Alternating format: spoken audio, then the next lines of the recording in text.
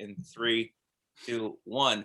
Here we are. Tonight is a very special edition of the Jeremy White Podcast alongside Rock Talk with Mitch Lafon. This is so weird. Usually I'm in the studio and stuff. It's a casual fireside chat tonight with one of the most legendary guys of the road. He's held every single guitar that you could possibly imagine for some of the biggest names in showbiz.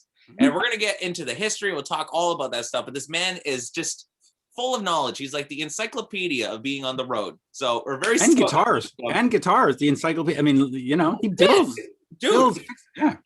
It's nuts. Everybody, there's Tom Weber, everybody. Say hi. What's up, Tom? Hi, everybody. Good to be with you. Good day, Tom. Yeah. Well, and we'll get into that because I've been reading up on you and checking the facts. And you started at 14 taking an old Gibson guitar and fixing it. And then you went to Gibson and they went, yeah, it's actually pretty good. Nice job. It was quite, that was the moment that changed my life. You know, it was kind of scary because when we took it to Gibson, my father and I, old guy comes out, he's literally wearing a straw hat and a string tie, like a bolo tie. And the clasp on it was a pedal steel. And he's looking the guitar over and he literally puts the thing over his knee and gives it a good shove like he's trying to break it again. And trying to prove the kid's a fake, right? Going, yeah, all right, come on. And I'm about ready to have a heart attack at 14 years old because I'd put so much work into this thing. It was a Gibson SG and it had been broken in 4 pieces when I found it in a yard sale, and glued it all back together, painted it black, inlaid a bunch of mother of pearl and abalone flowers and vines around one edge of it. And this guy's got it over his knee trying to see if it's going to snap in half. Like, and that's really just mean. You know, you got a 14-year-old. Yeah, but listen, that must have been back like in the 60s or 50s. They used to teach kid lessons, right? You know, you have to teach them a lesson. Oh yeah. I learned a lot. A lot. Jeremy's from the soft marshmallow thing where everybody gets a participation trophy. We're from that old school where they tried to teach you shit. You actually have to do something. Yeah. You have to prove your work. So. Hey, before we get on to the GoFundMe and all the Van Halen stuff, just real quick, where did you learn that? Because at 14, listen, I put baseball cards in my spokes and I called it, engineering. So there you go. So where did you learn to rebuild a guitar? I mean, you didn't just pick it up and go, all right, I'm just going to go. I mean, was your dad into technology? Well, my father was an aerospace engineer. He was not a woodworker of any kind. So, the guitar end of it ended up being, that was up to me. I started playing guitar when I was, I got my first guitar when I was 5, and I think I'm losing your. No, we're still here. I got you. Yeah, I didn't have audio there for a second. Oh, it's because we both muted our audio so that we let you have the floor. There we go. Yeah, I see. It's called respect. Yeah. Speaking of, hold on, Greg Rule just joined the. Oh, bring in Greg for a second. Greg, bring in Greg. Hold on, and then we're gonna get this. We're gonna get this going. Here. Look at that. There we go. Ladies and gentlemen, Greg Rule. Audio. I don't see him. He's coming. He's coming. Hold on, Greg is not. Oh, Greg did not connect to audio. Greg, are you there? Greg, don't you run Playback for a living? Audio. Hold on, your audio is on mute, Greg. Oh, hello, 1 2 1 2. There you go. Hey. So we've got 2. Do we just call you roadies? Is that the proper term, or is that? Yeah, is that like derogatory? We'll call them entertainment technicians. Formerly with Van Halen, Greg, of course, with Foreigner. Bonjour, Greg. Bonjour, Tom. I'll let you two say hello to each other since it's been a while. Greg, Tom Weber here. How are you, my brother? Tom, good to see you, man. There you are. Yeah, good to see you, Tom. It's been a while. 5 years, 5.5 years. Yeah, no doubt. No doubt. Too damn long. Yeah. Oh yeah. Yeah. Yeah. So here, since we got both of you here, because there is a sort of serious problem when we talk about save the stages and this and that. We're very focused on the venues. We're very focused on the businesses. We're even somewhat focused on the artists. We're not focused on you. So we're not. And that's not, I mean, it's not my fault, but I mean, the industry keeps talking about, let's save this building and let's save that building and let's save this bar owner and let's save Flight that bar owner. attendants, the poor flight attendants. Oh, the airlines, they're going bankrupt. But they're not talking about you guys. Let's just get into that. What is the situation? You know, you didn't get paid for a year. Are you eligible for unemployment insurance or employment insurance, as we call it in Canada? Are you eligible for any kind of financial aid?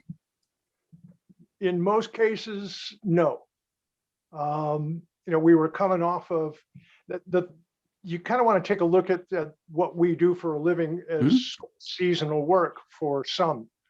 There are those that are fortunate enough to work, end to end to end, one tour to another. Right. But there's a lot of guys that, when the concert season is over, they go home and they try to figure out how to make the money last. Right. And, there's been a big, at one point in time, we were all 1099s, employees, self-employed contractors. And then a number of years ago, there was a big push to make everybody employees.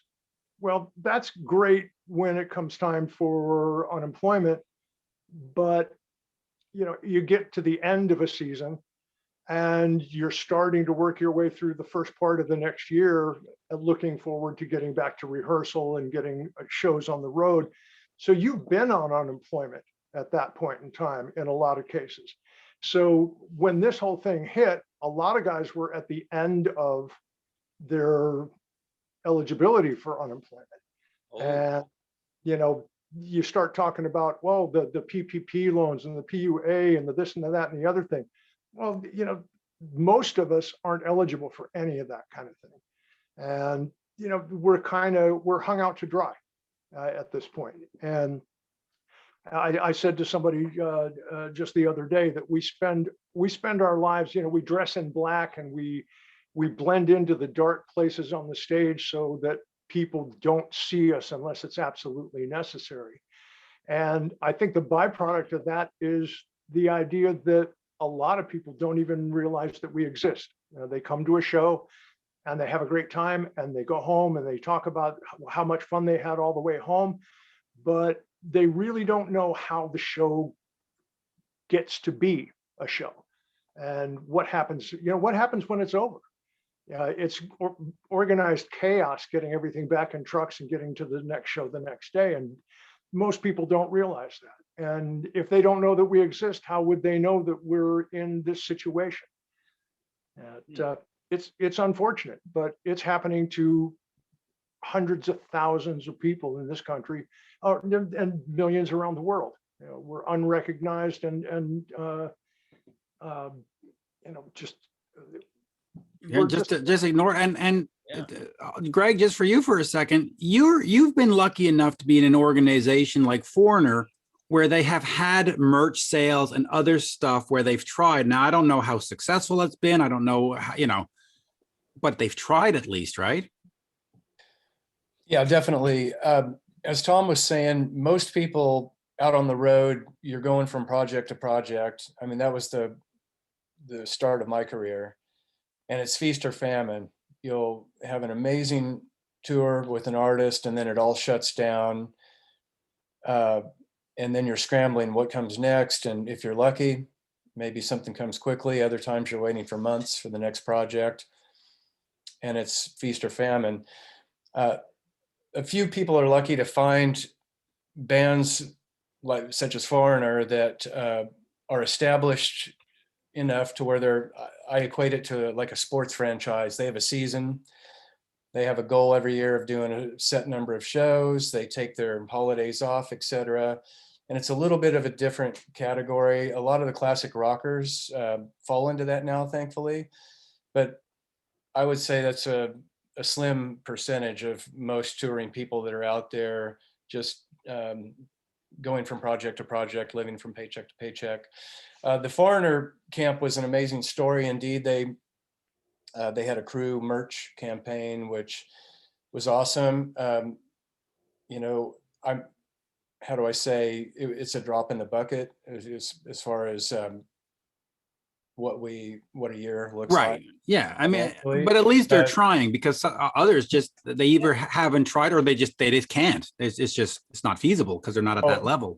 Absolutely. And, you know, we're all extremely grateful and really touched by the campaign, and every little dollar and effort helps. Absolutely.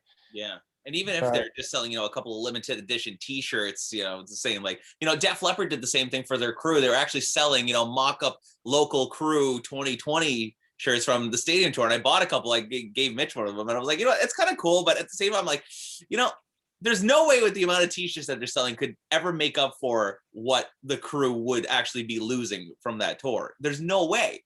So either way, you're hurting. Yeah. Yep, absolutely true. And so let me just get to you, Tom, for a second. You've got this GoFundMe set up. What is the actual page here? Because we'll display it after that. But it's GoFundMe / what? You got me. Okay, well, I'll go find it. I'm gonna pull it up right now. Set it up. It was set up for me by a lady named Sandy Espinoza. We'll find it. So let's just talk to me about that story, because you had. Well, you told me previously you had bought all this gear, like $50,000 worth of gear, in anticipation of going out with Reba McEntire and I believe Poison. Right. And then my schedule for 2020 was going to be the busiest schedule that I'd ever had. Literally going from the last day of the first leg of a Reba tour into the Motley Crue, Def Leppard, Poison stadium tour the very next day. Well, you can't send an 800-pound workbox full of tools overnight to another tour. And on that tour, there were supposed to be the stadium dates, and then Poison had headline shows, you know, where the gear may or may not get back. So I basically had to duplicate.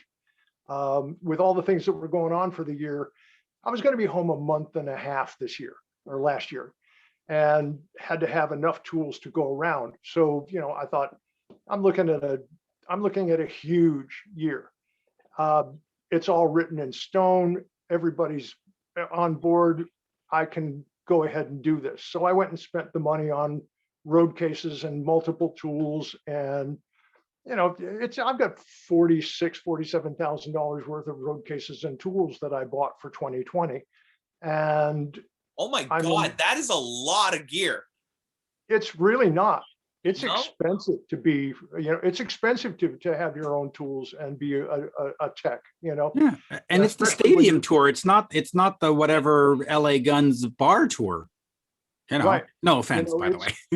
it's serious business when you get to a point like where Greg and I are. It's very flattering to know that people depend on you to be able to do whatever needs to be done, but it requires the ability and the tooling to be able to accomplish what they expect. And I'm kind of known for having, like, my work box is affectionately known as Walmart, because there's so anything that you could possibly want is in there for me to do my job. And I had to put together, 3 complete different setups this year. And I thought, I'll bite the bullet. I'm making more than enough money this year. Everything's going to be good. Sure, we're coming off of a slow year in 2019. But I had the money to put into it, figuring I'd get it back. And then COVID hit. I'm 2.5 weeks into rehearsal with Reba McEntire and looking at a banner year. And the next day we go home. And now I've got all of these tools and stuff. And it's like, okay, that's just an example of one thing that's put me behind the 8 ball. I had a couple of years ago, for 26 years previous, I had one of the largest, if not the largest, guitar repair facility in the United States. And after 26 years in the building, they sold the building the new landlords were like, we're not going to change your rent. We don't want you to leave. Maybe we can invest in what you're doing, and you can come home and live your life, and live your dream in this shop. And that lasted until 48 hours after they took possession of the building and sent me the only concrete thing. They sent me the first email saying you've got 30 days to go from 17,500 square feet down to 4,000 square feet. What and I had, fuck? well, there's that. Yeah, that's kind of what I thought. But I had a week and a half before I had to be in Japan with Journey at the time, and couldn't sell, couldn't move. I moved all of the very most important stuff into the 4,000 square feet and donated the rest to charity. We watched 18 tractor trailers full of my stuff go to charity. And I thought, okay, now I get on an airplane and I go do a month in Asia, come back, and the next day I get an email saying, well, we've decided that 4,000 square feet is now worth $9,000 a month. And, considering you're the only tenant left in the 44,000 square foot building, you get to pay all the building maintenance too, which. What? How, yeah. Dude, Tom, well, this is like some Judge Judy shit right here. Oh yeah. Yeah. And that includes the gas bill, which for the boiler for a 44,000 square foot building in January, that bill was $36,000. And they expect me to pay that. Basically what they were trying to do was to force me into an eviction situation so that they could just take everything that I own. And I got the guy to admit it. It's like after that, I kept the very best stuff and put it in storage spaces where I could find them. We scrapped 10.5 tons of machinery and fixtures, and I watched 8 20-yard dumpsters of my personal property go to a landfill because there's no place to put it, and it is what it is. I realized that I don't need all that stuff, but we used to, at one point in time, my shop was the BC Rich handmade shop. We could build large numbers of high quality guitars in there, and that's what I had been building the place to be, for 26 years. So I had some place to come home to. Now I don't, and now I'm home. And I've just been informed that one of the buildings that I store things in has been sold as well. So now I'm looking down the barrel of having to move, 4,000 square feet of stuff out of that building with zero money coming in the door. Right. And you were telling me that, according to you, you don't think we're going to see tours of this nature till 2024, you said. Not even 2022. You said 2024 to me.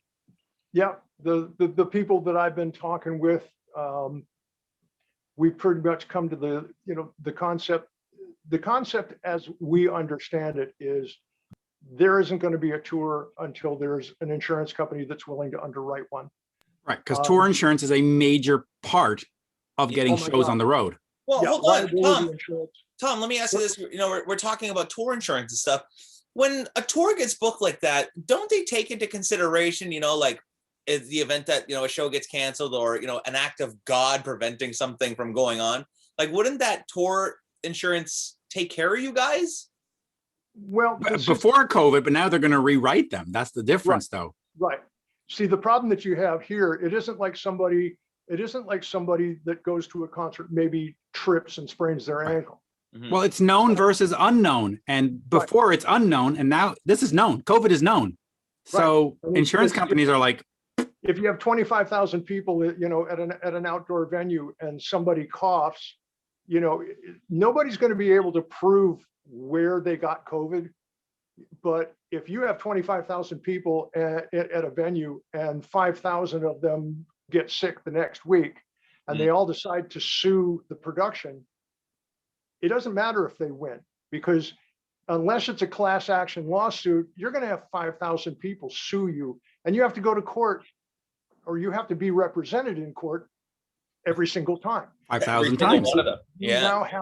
You're now looking at attorney fees that will just wipe out anything that you could possibly make. So no insurance company is going to underwrite one of these things until there's a proven vaccine. Yeah. How long, we have several vaccines, but the proof that it works, it could be 2 years or more before there's enough evidence for an insurance company to say, okay, we're comfortable with this, live entertainment can be Yeah. a thing again. Well, We'll all be dead by then. I'm going to be I'll be standing on a street corner with a sign that says, we'll tune guitars for food. Right. He's 26. He'll be around, but the other three, I don't know. Yeah. Well, listen, I want to talk about the 2015 Van Halen tour that you guys did together. But before we get there, so it's Tom Weber needs help to save his home. That's the GoFundMe page. So it's very easy to find. Just GoFundMe.com and type in Tom Weber needs help to save his home, and you'll find it up there. It's also been posted in a bunch of Van Halen Facebook groups, and it's in like the EVH Gear, Ernie Ball, Music Man, PV, Wolfgang Facebook group. They're all in there. So yeah, we'll get that posted. We'll get that all posted up there too. So, but Greg and Tom, you guys worked together, and did you guys tour like doing Van Halen stuff before the 2015 tour, or was that like the first tour you guys worked together on, or have you guys toured together before? Yeah, have you done Reba McEntire or Bob Seger together, or like? No, that was the first time that Greg and I were in the same camp together, and doggone it, I wish we could do it again. Yeah, he's a lot of fun for a quiet guy. Well, he's on mute right now, and he looks like a mime laughing. So maybe that's why I think he's quiet. He's on mute all the time. Yeah. So Greg, let me ask you this, so your main job on that 2015 Van Halen tour was, as the playback engineer, basically, right?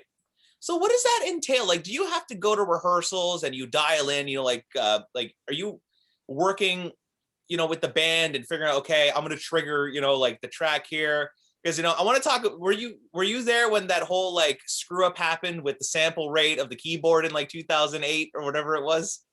Tom, you were there? Oh yeah. All right. Hold on. Let's hear that. Okay. It's not the keyboard sample rate. Oh, okay. Nothing to do with the keyboards. Really? Okay? Yeah. Yeah. Do tell. I haven't been able to address this because it's a sore spot for Ed. Okay. Oh. So basically what we have here is a situation where I don't remember where we were, Greensboro, maybe somewhere like that, something like that. And during the guitar solo, which was a couple of songs before the infamous incident, Ed loves to make noises with the guitar. We all know that. Anybody that's been to a Van Halen show and been there for the guitar solo knows that you're liable to hear any unearthly sound that Ed can make with a guitar. Yeah. So at one point, he took the guitar and literally jammed the headstock of the neck into the stage several times. I remember him doing that on a bunch of dates because he was testing out the Wolfgang, like the new Wolfgang on that tour, right? So in Montreal, I remember seeing him. He was there, like, he had the thing, and he was almost like banging it, like, like into the stage. Right. Like a shovel. Now, normally, if there was a situation where the guitar was out of tune, obviously, my job is to be ready for him with another guitar, which I was, because Ed's right-hand guy, Matt Bruck, and I were in Guitar World, and it's like, oh crap, he's knocked the guitar out of tune. Well, he fine tunes it some, and gets back into playing. And I'm holding another guitar over my head so that he can see it, and he's waving it off. And it's like, okay, well, he's still playing the solo. He's fine tuned. It's passable. Okay. Well, they go right from that into Ain't Talking About Love. That's the next song on the set list. And Wolfgang starts playing and realizes that he's not in tune with the guitar. So he retunes a little bit. The next couple songs, so they're in tune. You have guitar and bass in tune. So they play Ain't Talking About Love and Panama. And then typically the band, at the end of the show, they come off stage for a minute. I switch guitars with Ed, and they go back on for the encore, which is Jump. That night, they didn't come off stage. They went around the corner of we had what we called the phone booth on stage left, the big ego ramp that went up around to this big cabinet that nobody ever used for anything. But they went around the side of that, and Ed didn't come off the stage to get another guitar. Oh. So now you have Wolfgang on his bass and Ed with his out-of-tune guitar on a keyboard song that is in tune. So, and Ed didn't have keyboards in his monitor mix, so he didn't hear that he was out of tune. So that's where that all went. And of course, man, the funniest part about it was he didn't know that had happened until a couple of weeks later when somebody was at the venue and showed him the video of it. So I got called to the dressing room full of people, and he said, "You handed me an out-of-tune guitar." I said, "No, I didn't." I said, if you'll recall, I said, you banged the headstock of the guitar into the stage that night several times, and then you didn't come off the stage to get the guitar at the end of the show for the encore." And he said, "Oh, that wouldn't make any difference." And he had the guitar around his neck, and he proceeded to jam it into the dressing room floor, and it comes back up, and in front of a room full of people, it comes back up, and it's like, it's way out of tune. Oh man. And I said, "Just saying," and that's the last I ever heard of it. So wow. We made at that point, I made the suggestion that every night, being that Jump was the most iconic radio song that Van Halen had, and that the Frankenstein guitar was the most iconic guitar of that era for him, that we should switch to that guitar every night for the encore. Right. And that's the way it went every night from that night forward. And wow. That's such an incredible story. Well, what's amazing, guys, about that whole thing, that situation went viral in the music industry anyway. Yep. If anyone had taken the time to just compare YouTube videos from that tour, I think that was, like you said, Tom, Greensboro. Yeah. You up that night on YouTube, then watch a show the week earlier, the week after. The keyboards are the same tuning. It's the same keyboard. Yeah. Even if you go to the next night, it would have been the same thing. The sample rate never changed. And so that's a pretty sad story. Yeah. And the part for me is, I couldn't draw attention to what actually happened. So forever and ever and ever, it was either the keyboard guy or me. Mm-hmm. One of us screwed up, according to what everybody else said, and nobody came out. I couldn't come out and say anything about what actually happened until right now. So but I'm surprised that nobody in the moment got on the talk back and was like, "Guys, okay, we got to stop. There's something going on. It just came out, just bring it to a halt and keep going. The band just powered through it as if nothing was wrong. That's what you do in shows. You just you play through mistakes because they happen all the time. Yeah, the rock and roll band there. Just and that's where the importance of your monitor mix comes in, because Ed had no way of knowing. As loud as his guitar is where he was standing at the time, there would have been no way that he would have heard the keyboard being in a different tune. But even Wolf, being on bass, and if he tuned down to match Ed, wouldn't have he heard in his in-ears, "Oh shit, I'm out of tune with the keyboard." They didn't use in-ears. Oh, on that tour they didn't have any? Alex was the only one with in-ears on that tour.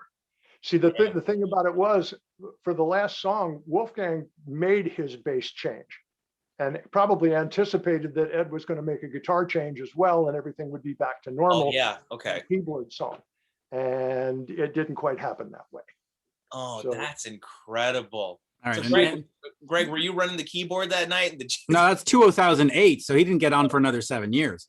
Yeah. But the one story I want to hear, Greg, you talk about the insects. This tell me about the insects, and I don't have the city in front of me. Where was that again? Cincinnati or something? Where were the Kansas City. the Kansas City insect? All right, so let's hear about the infamous Kansas City insect incident. Let's hear about this. Yeah, this made CNN headline news the next day, and Tom was in the middle of it. So Tom, take it away. Well, I don't remember what song they were playing, but all of a sudden this monster bug is flying around Ed's head. And I mean, we're talking a huge, like a hummingbird. Yeah, it was about that size. And Ed tried, you can see him, there's video of it. You can see him batting it away. And it lands, it lands near his pedal board, and he's trying to kick it away and it won't go away. And finally, he calls me out on stage after the song. He's telling everybody in the audience, there's this airplane-sized bug, that's dive bombing me here. And he calls me out on stage. He says, Tom, come out here and take a picture of this. In front of a sold-out show, sold-out crowd. I get called out with my phone to take pictures of this thing, and I still have it. It's still on my phone. It showed up. I think Jim Service had got into a conversation with somebody about it on Facebook, and I sent the picture. I said, "You mean this bug?" And somebody said, I don't remember what they said it was an assassin bug, which evidently you don't want to get bitten by one because it really hurts for a while. I'm glad it didn't bite Ed, and I'm really glad it didn't bite me, but it was kind of a comical moment on that evening. Tom, I remember when that happened. That whole night was awful. There were swarms of bugs. Oh, the band was swatting bugs amazing. all night. Wolf was really creeped out by it. He kept coming off stage, and it was very distracting. So when that whole thing happened, Jim Service and I were over on stage right, and we saw the commotion going on, and we thought, oh no, something's happened with Ed's rig. Tom's on stage. Uh-oh. And all the stuff going on. But I remember Ed getting on mic finally and saying to the audience, I think his words were, I'm sorry, but there's a big ass bug. You're right here. Yeah. Check this out. Yeah. Hold on.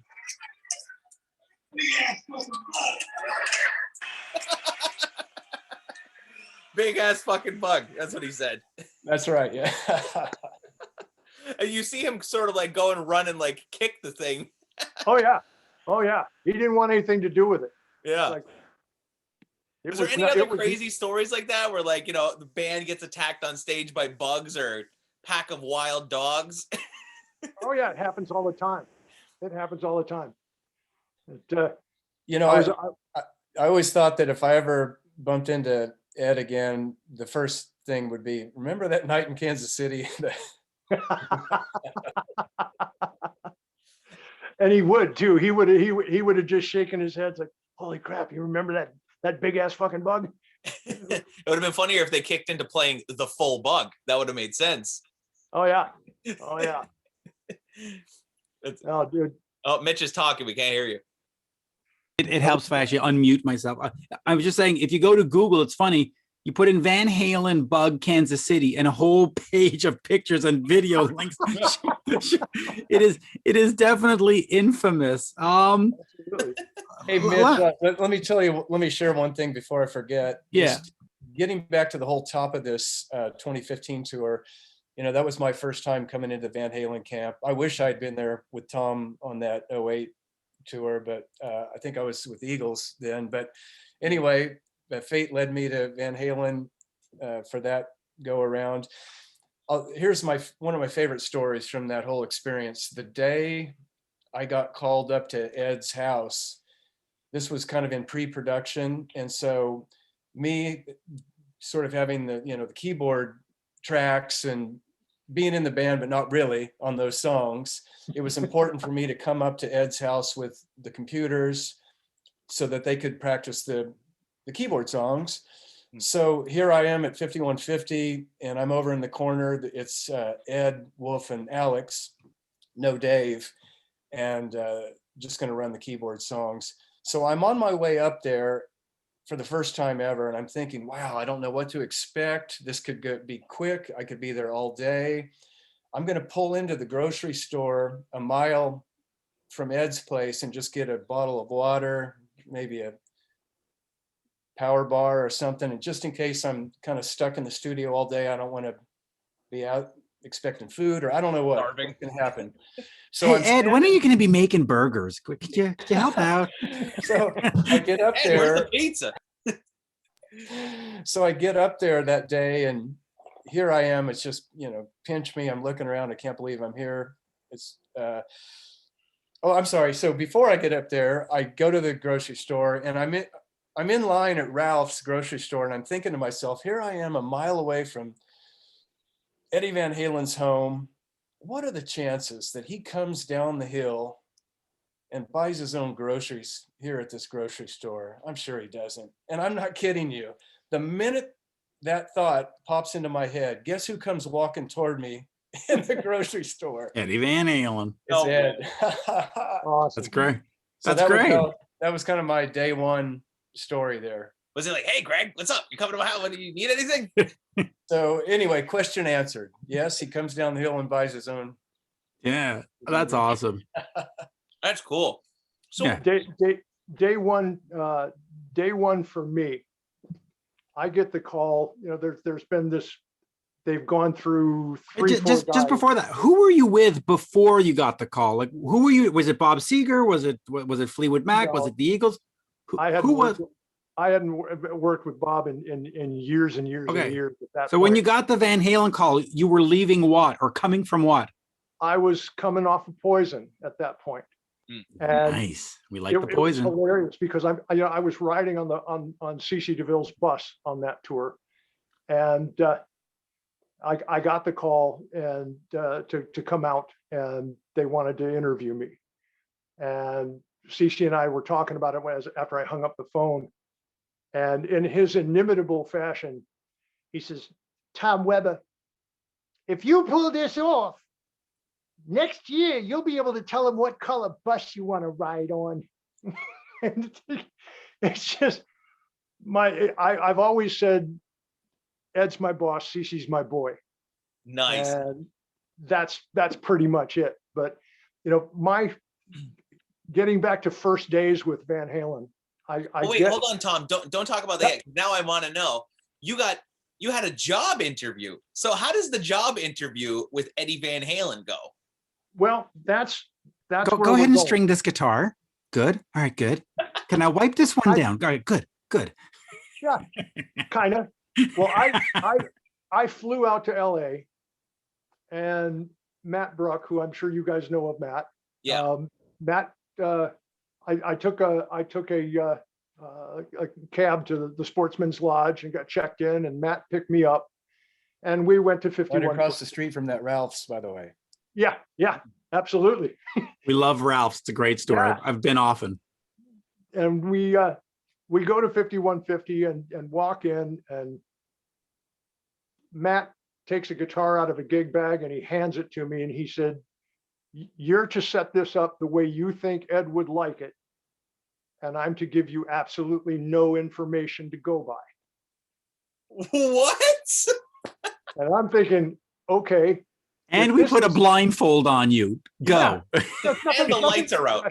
Nothing like Trial by Fire or Crash and Burn, And you've got 30 seconds. Yeah, pretty much. Well, I figure, if this was easy, I wouldn't be here. And I know that they're on at least their third guy in production rehearsal. So things aren't going well at this point. So I have to think, how far outside the box do I have to make this for it to work for Ed? So I remember Ed and I met the first time in 1987. I was the house audio engineer at Starwood Amphitheater in Nashville. And we ended up, that's a whole nother story, which is really cool, but I digress. I remember, shaking hands with him. He had a really strong grip. So, you press the string on the fingerboard, it meets the fret, you get the note. If you press really hard, the string meets the fingerboard, and the note that you just had is really sharp.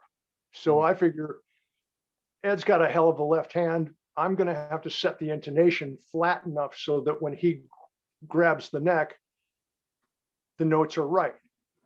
Well, when you strike a note on a guitar to tune it, the note starts out going sharp and then it settles into pitch. Ed Van Halen's not going to stay in one place long enough for a note to settle into pitch. So as you pick the string, I figured that's got to be the note.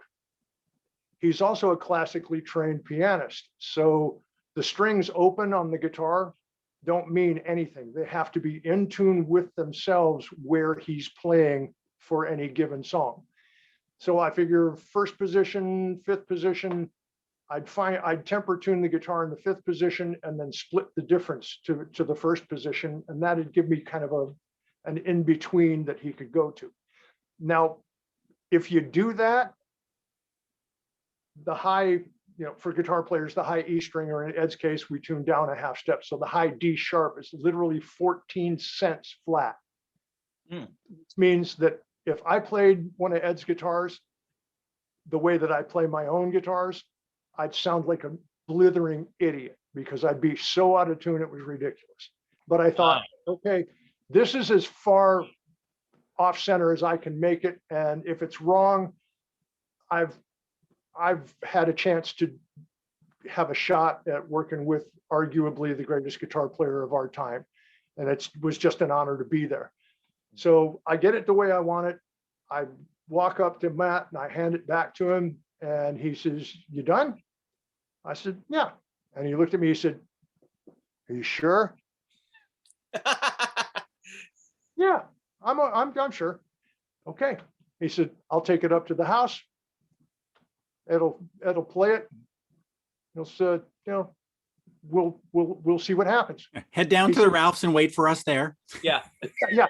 Well, the funny thing is Matt said, "I'll be back in a few minutes. Make yourself at home." I'm in the studio at 5150. I'm going to make myself at home. I sat on my hands for 10 minutes because I'm not touching anything. I wanted to just look around, but it's like, that's not happening. Right. So a few minutes go by and Matt walks back in the door with the guitar over his shoulder. And he says, "Dude," big smiles right out of the box. He said, "I've been with Ed for 17 years. He said, you're the closest guy so far." He said, Ed has told me, he said, nobody in the world, not even me, can tune a guitar for him. And he set the guitar aside. He handed me another one. He said, "Ed wants you to take this one back to your hotel, wave the magic wand over it. I'll pick you back up tomorrow at 4:00.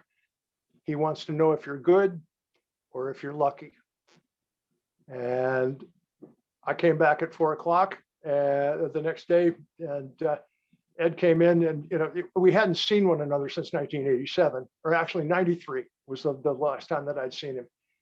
And he walks in the door and he looks at me, he goes, "I know you." And I said, "Yes, sir, you do." And he says, "I don't remember why I know you, but I know that I know you." And we had a conversation that is also kind of funny, but as we reached the point where he looked over his shoulder and saw the guitar sitting on the bench, he said, "Is that the one that you worked on?" And I said, "Yes, it is." And he went over and he picked it up and he put it up to the neck up to his ear and he played a chord and he said, "It's perfect." He said, "Where have you been all my life?" I said, "On the other end of the phone, waiting for you to fucking call me." Hey, Tom. I've had a telephone number since 1987, for Christ's sake. Tom, you But- just reminded me of something. Yeah. Totally forgot about this. The first day I was in the rehearsal studio with Ed, before the story about Ralph's, he came over to me. We'd never met before, and he looks at me and says, "We've met." And I said, No, sir, I don't believe we have." And he said, "Yes, we've met. I know you." Perfect. And I said, "Wow, I believe, sir, I don't believe we've met." He said, "No, we've met." And then I started thinking about it and I said, oh, wait a minute. Probably 15 years earlier, I was backstage at the Cow Palace with Alex. There you go. And Ed came into the dressing room, and just briefly, I was playing Alex the Buddy Rich drum tapes. Oh, nice. And Ed comes in, he's like, come over here, you got to listen to this with me. And they were laughing, and then Ed left. And I thought to myself, is it possible he could remember me from that one brief Absolutely. encounter all those years ago? It blew my mind. That was the only Absolutely. explanation. There are people like that. You know, I think the most impressive one for me, I worked in a music store as a kid, and a friend of the owner used to play guitar with B.B. King back like a long, long time ago. And they came to the store one day, and we listened to stories and had a great time. And probably 4 or 5 years later, I'm at the NAMM show looking at something, and BB King is on his way with his entourage to do, you know, something for Gibson or somebody. And I'm looking at this widget that I'm curious about, and I feel a hand on my shoulder. And I turn, and it's BB King. And he looked at me and he says, Tom, right? And I was dumbfounded, and I said, yes, sir. And he said, we met at John Kick's music store. And I remember that day because we talked about this and talked about that.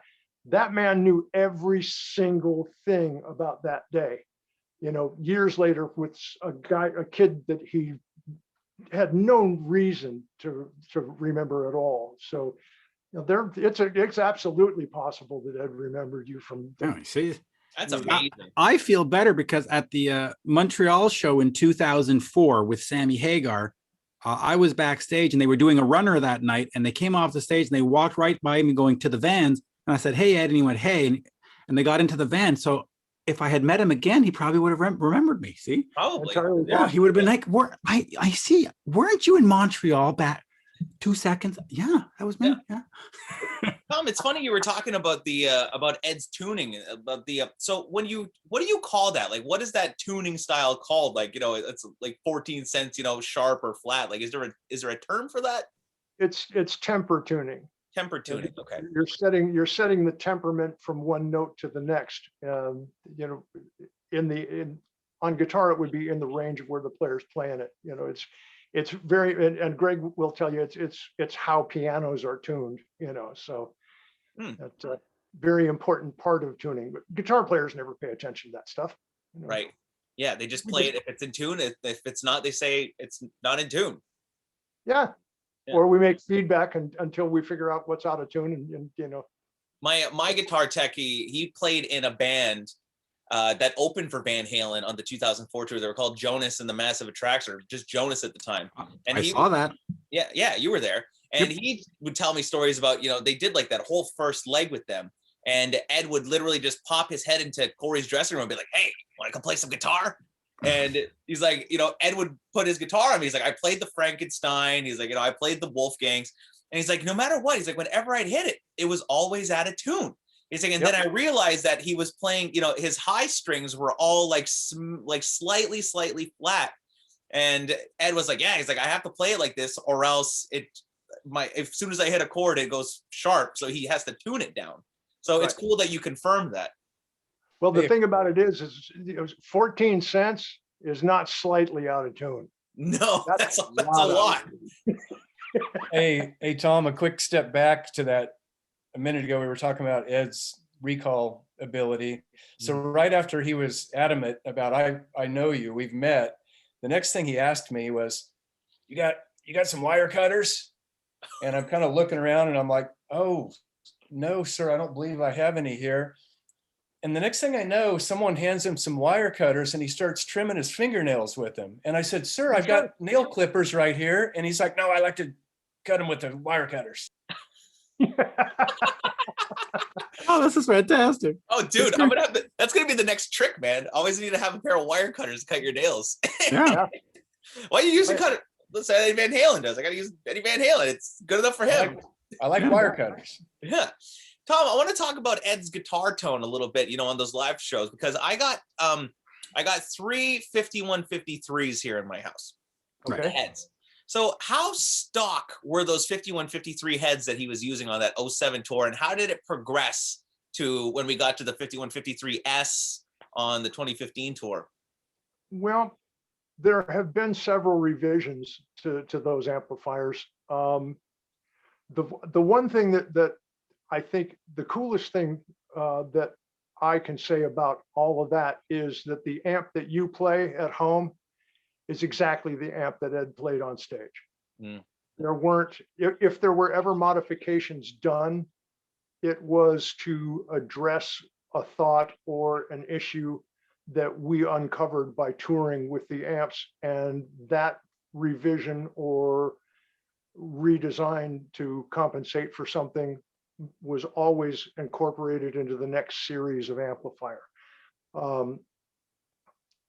This was a situation where, you know, the EVH brand is no longer it was no longer a PV 5150 or a Music Man Wolfgang guitar. This said EVH on it. And Ed was absolutely adamant that what the customer paid for was exactly what he got, what he had. And he was so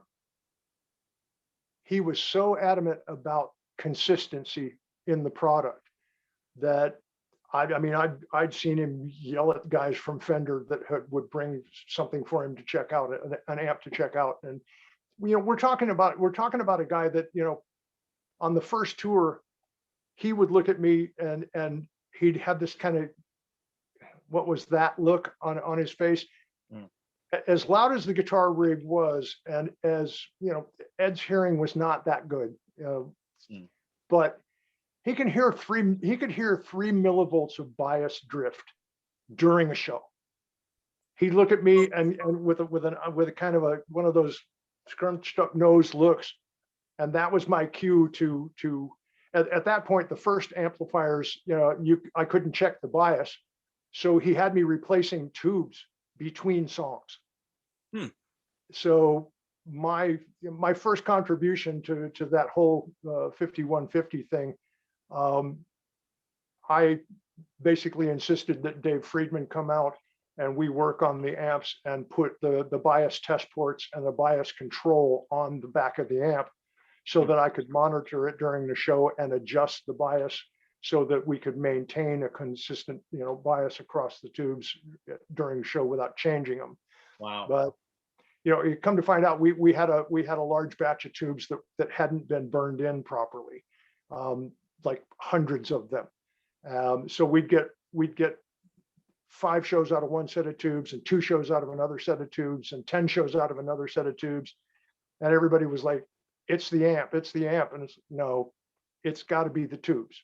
I was right. So, but there have been, I don't know how many revisions there have been, you know, since I started, but it's very important that everybody know that when you buy one, it's the same thing that Ed got. Now we set the bias a little hotter than the factory. Right. Yeah. But I think the factory setting is 40 millivolts across the quartet of tubes. And I used to set them at 45, if I remember correctly. Nothing ridiculously out of line, but enough so that the amplifier really lit up like a Roman candle at that point. Right. Now, did we use more tubes that way? You would think so. But on the 2015 tour, I used one head with one set of tubes for almost the whole tour. We had an issue we had a tube failure that they had to find with an electron microscope. What? Literally, nobody could figure out what happened with this. See, this is why arena shows sound better than bar shows, because they ain't no microscopes at the Brass Monkey. You know. Well, there wasn't one at the arena either. You know, I switched Ed to one of his backup heads, and we boxed the head up and shipped it straight to Fender. And, you know, a few days later, they got in touch with me and said, Tom, we literally had to put the tubes under an electron microscope to find the fault in one of the plates in the power Jeez. gate. Oh my God. That's the attention to detail that Ed insisted on because it had his name on it. Let me ask you just before Jeremy gets into the whole sound thing, is working with Ed and working with Cece, like, I mean, is it a guitar tech, or are you working on, like, you know, Major League Baseball and AAA, like, and not as an insult, but I mean, in terms of demands, I'm not about the player, but in terms of demands, like, does Cece just make sure they're in tune and let's have some fun? Or is it also the same kind of attention to detail and, you know? Well, the thing about being a tech is Right. you never know when an artist is going to be taken by a detail. So it's like Ed used to say, it was consistency, you know, in all things. And I think that that's the most important part of being a tech is you have to be consistent. No, it doesn't matter who you're working for. Right.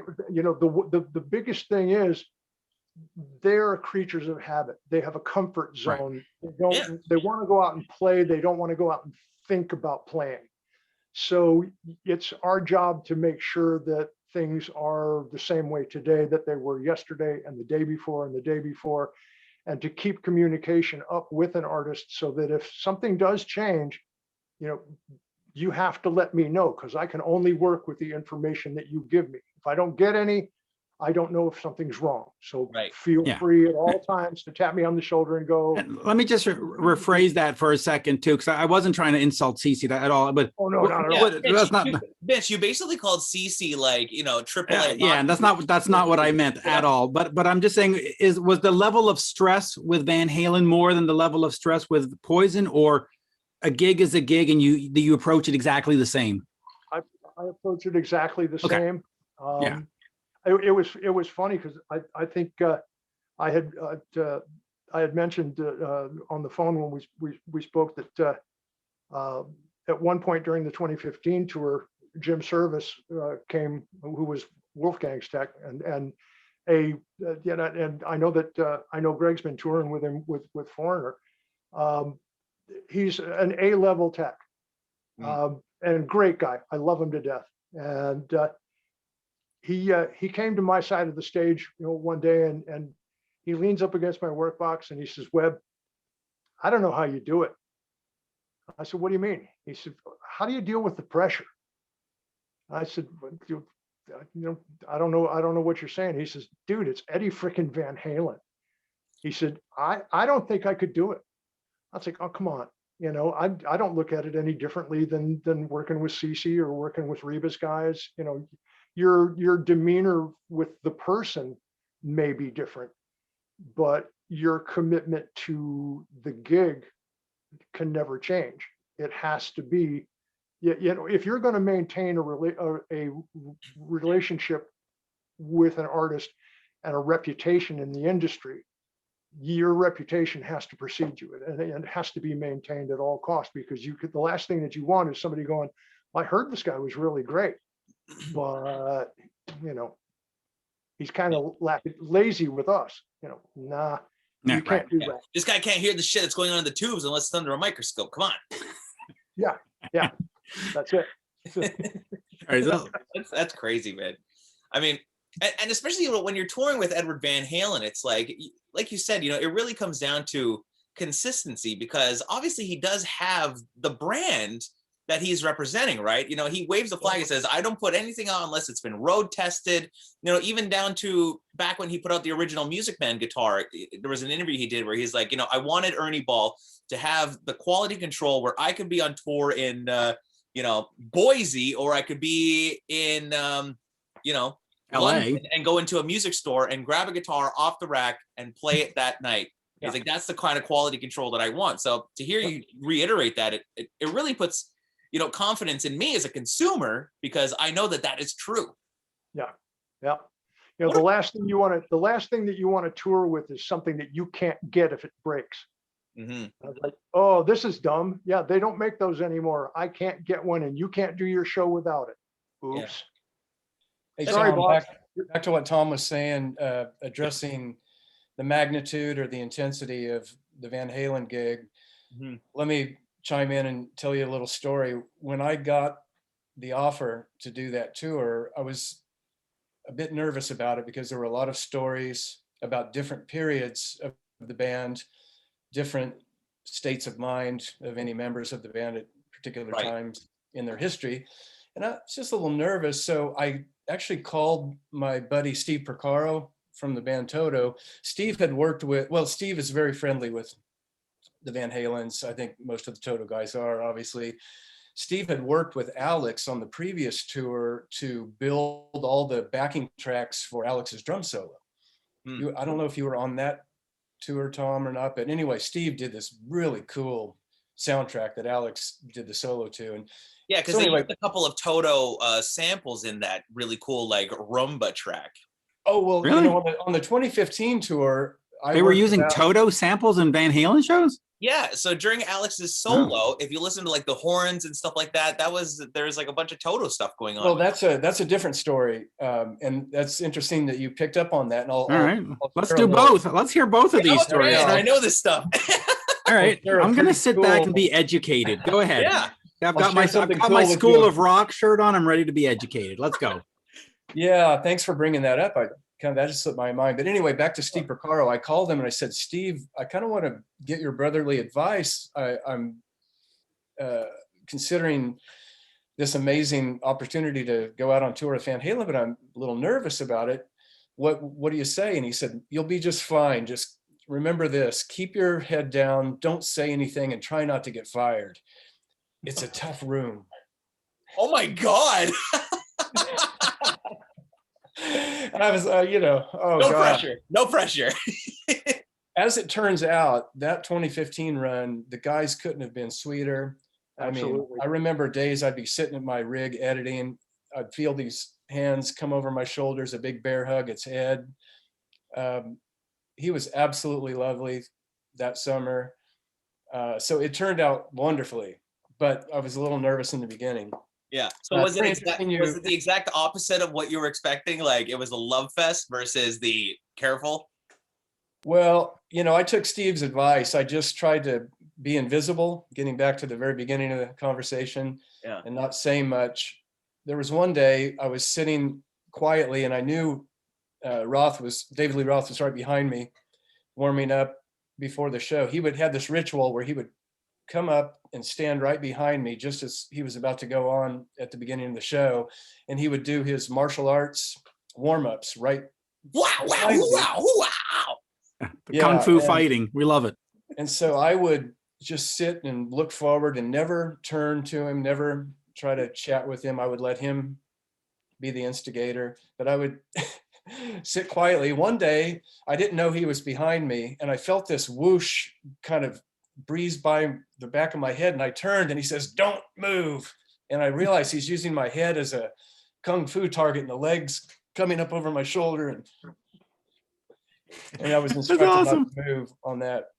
Oh, that's awesome. But anyway, before I forget, so yeah, I came in and was working with Alex. A whole team of people were working with Alex to build this new soundtrack for the drum solo on the 2015 tour. And Alex is very creative. He has lots of ideas that constantly kept changing and changing right up until the last minute with ideas. And at one point, Alex said, that song, that TOTO song, "Jake to the Bone," which is one of the most amazing TOTO songs that not too many people heard. Incredible instrumental song. And Alex loved it. And he said, let's see if we can put a riff from that song at the end of the drum solo. And I said, well, cool. I mean, do you have to check into the copyrights for that? And he's like, well, let's just talk to the guys. So I said, all right, I'll call Steve Porcaro right now. And I did. And Steve says, I've got Luke right here with me.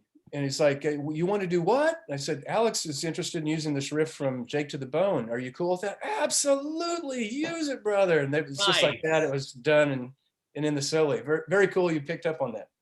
Yeah. Well, I was reading somewhere about it because I just got that new Modern Drummer just put out a new really cool book and they cover like all of Alex's kits through the years. And there was a new interview with him in there as well. And And I think they talked about that in there, and I was like, oh, that's a Toto song, and so that's cool. Let me ask you this: so when you go in to record, those types of backing tracks with the band, and then it's being played back in like live, because in Alex's drum solo, there's a part in there where at the end Ed's guitar kind of comes in, and he does this riff, sort of like from Girl Gone Bad. Was that on tape, or was Ed doing that live every night? No, Ed came in early one morning. I remember Alex would call me every morning. Tom, this was when we were at Sony. Alex would call every morning. We would talk about the day's plan. And so he called that particular morning. He said, hey, let's come in early. My brother's coming in, and we're going to record a guitar part for the solo. All right, cool. So sure enough, there's Ed, and he's sitting on a road case right next to my computer rig to do that part. And God, that was amazing. I remember asking Ed, okay, how do you want to approach this? Do you want me to give you a 2-bar count in? How are you feeling the time here? Are you feeling quarter notes, eighth notes? How do you want me to count you in? He's like, and he says, I don't even want to think about counting anything. Just point at me and I'll play. And that's exactly what he did. And of course, one take, perfect, done.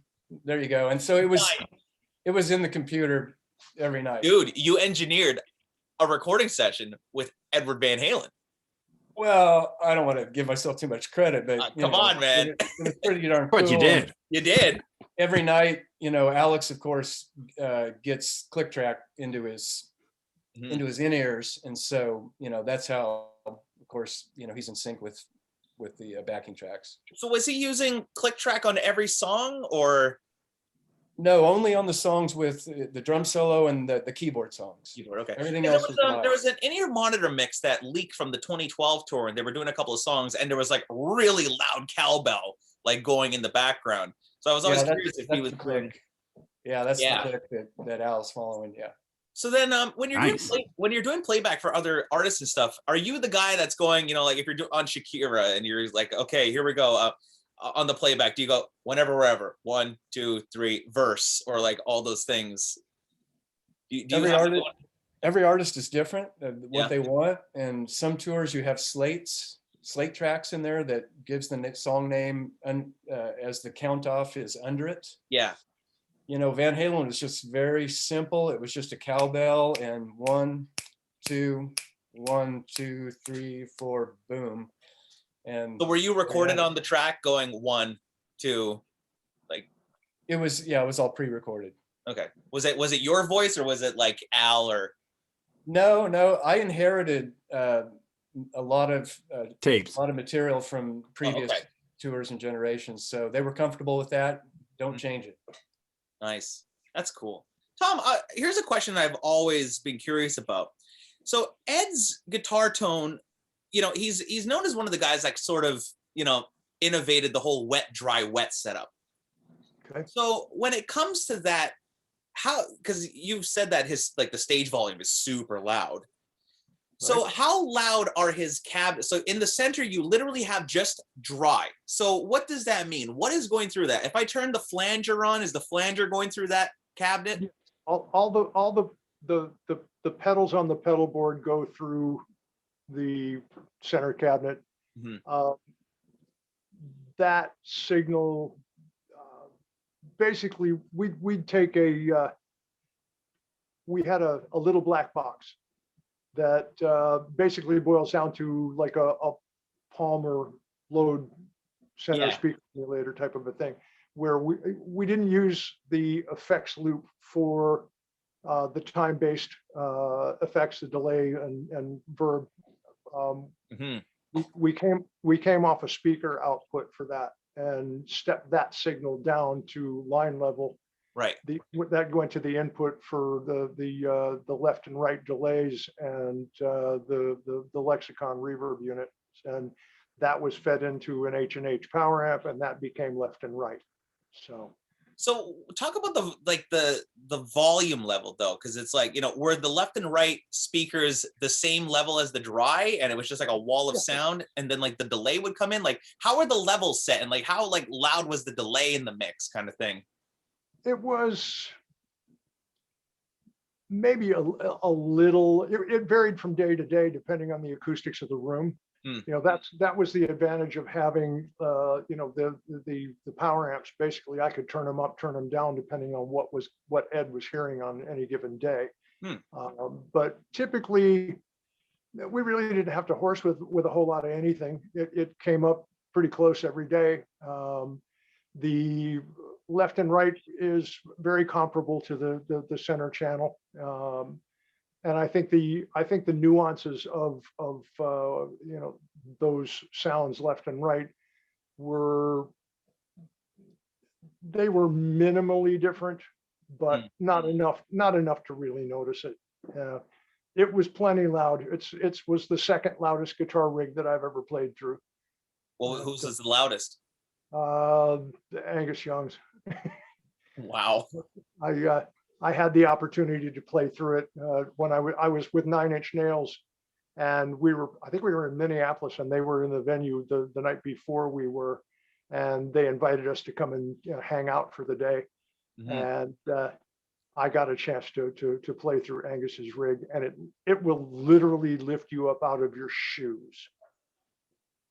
The loudest thing that, I mean, I hit a chord on this thing standing where Angus would stand, and I literally, my brain told me that I had just taken a step to the right, and I was now 3 inches shorter than I was a second ago. It threw my equilibrium off just because it was so loud. And I spent the show sitting at front of house with my in-ears in as earplugs, and it was still too loud. Wow. What do you think that is? Is the guy just deaf, or like does that contribute to the tone, having those you know, cabinets just really working? Oh, it's with guitar, the louder you are, the more magical things you can do. You know, it's not like any other instrument in that respect. A lot of times, you know, you get feedback with a guitar, you can play it like an instrument. You know, you get feedback with a violin, it's not necessarily a good thing. You know, or vocal microphone. Nobody really wants to hear feedback in a vocal microphone, but guitar, it's fine. You know, the more the merrier. Get on the whammy bar and, you know, start doing all kinds of cool things. Yeah, it becomes magic at that point. The magic wand. Yeah. Amen. I got another really nerdy question for you. So you're talking about, you know, being able to tune Ed's guitar and everything. There's a lot of speculation about how low he likes his action. Could you talk about that a little bit?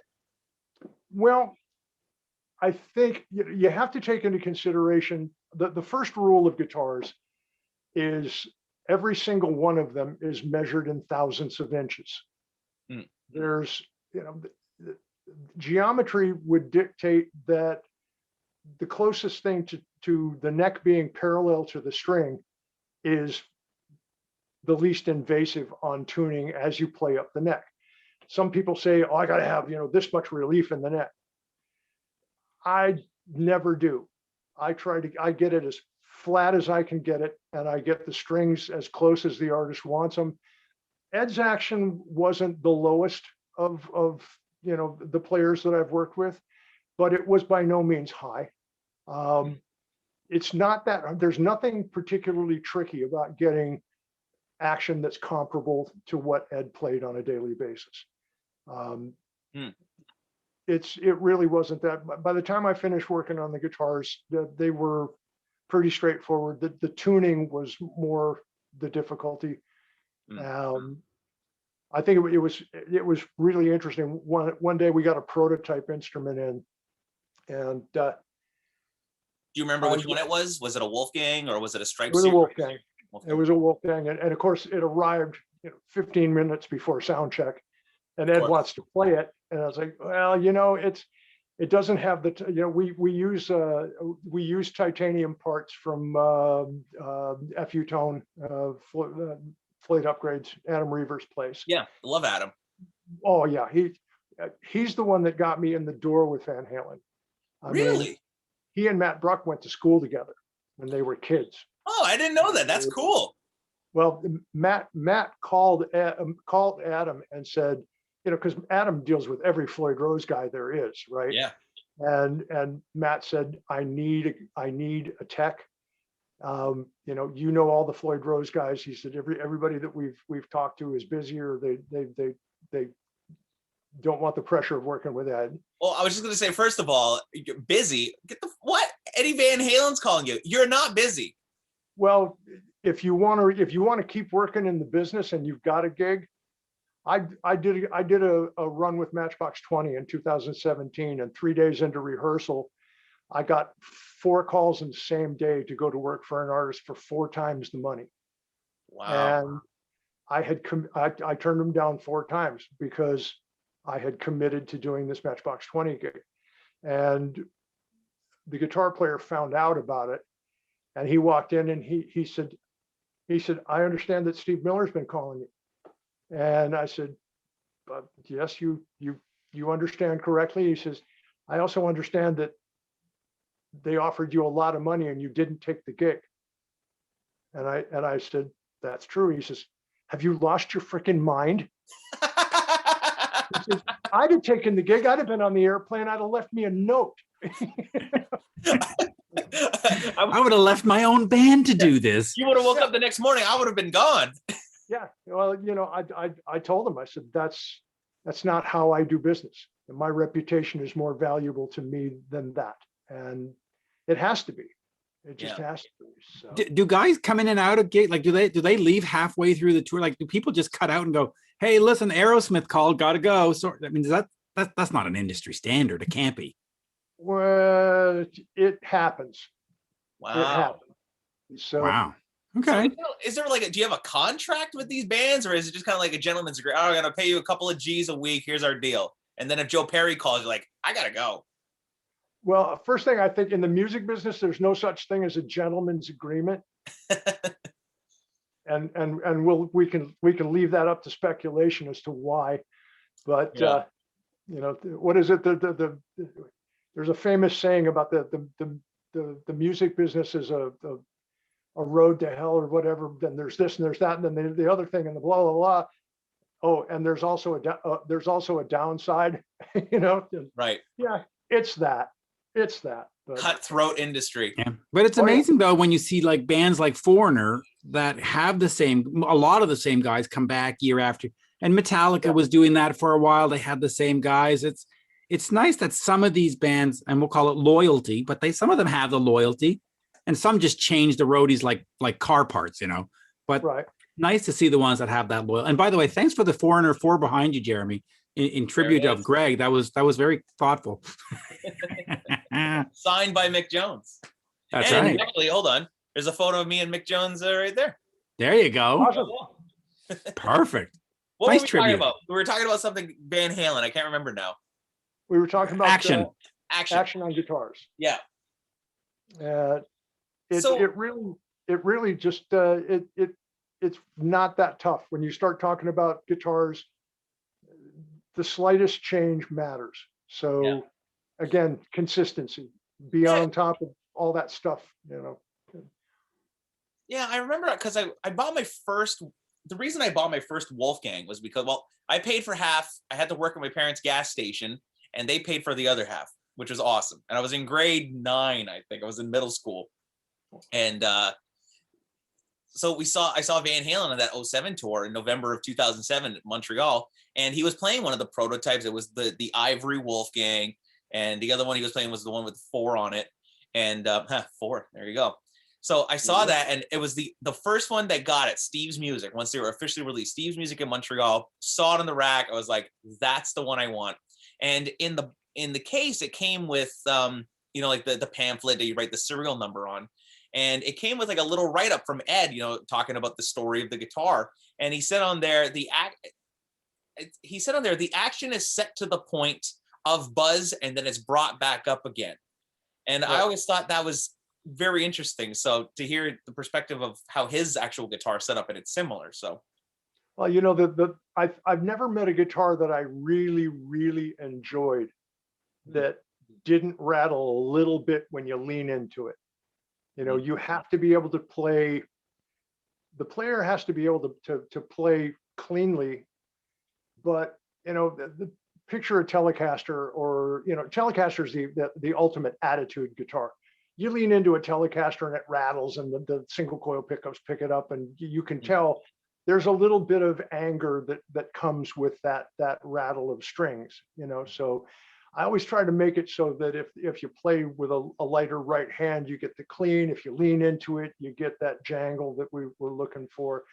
But your action really doesn't have to be that low to allow that to happen.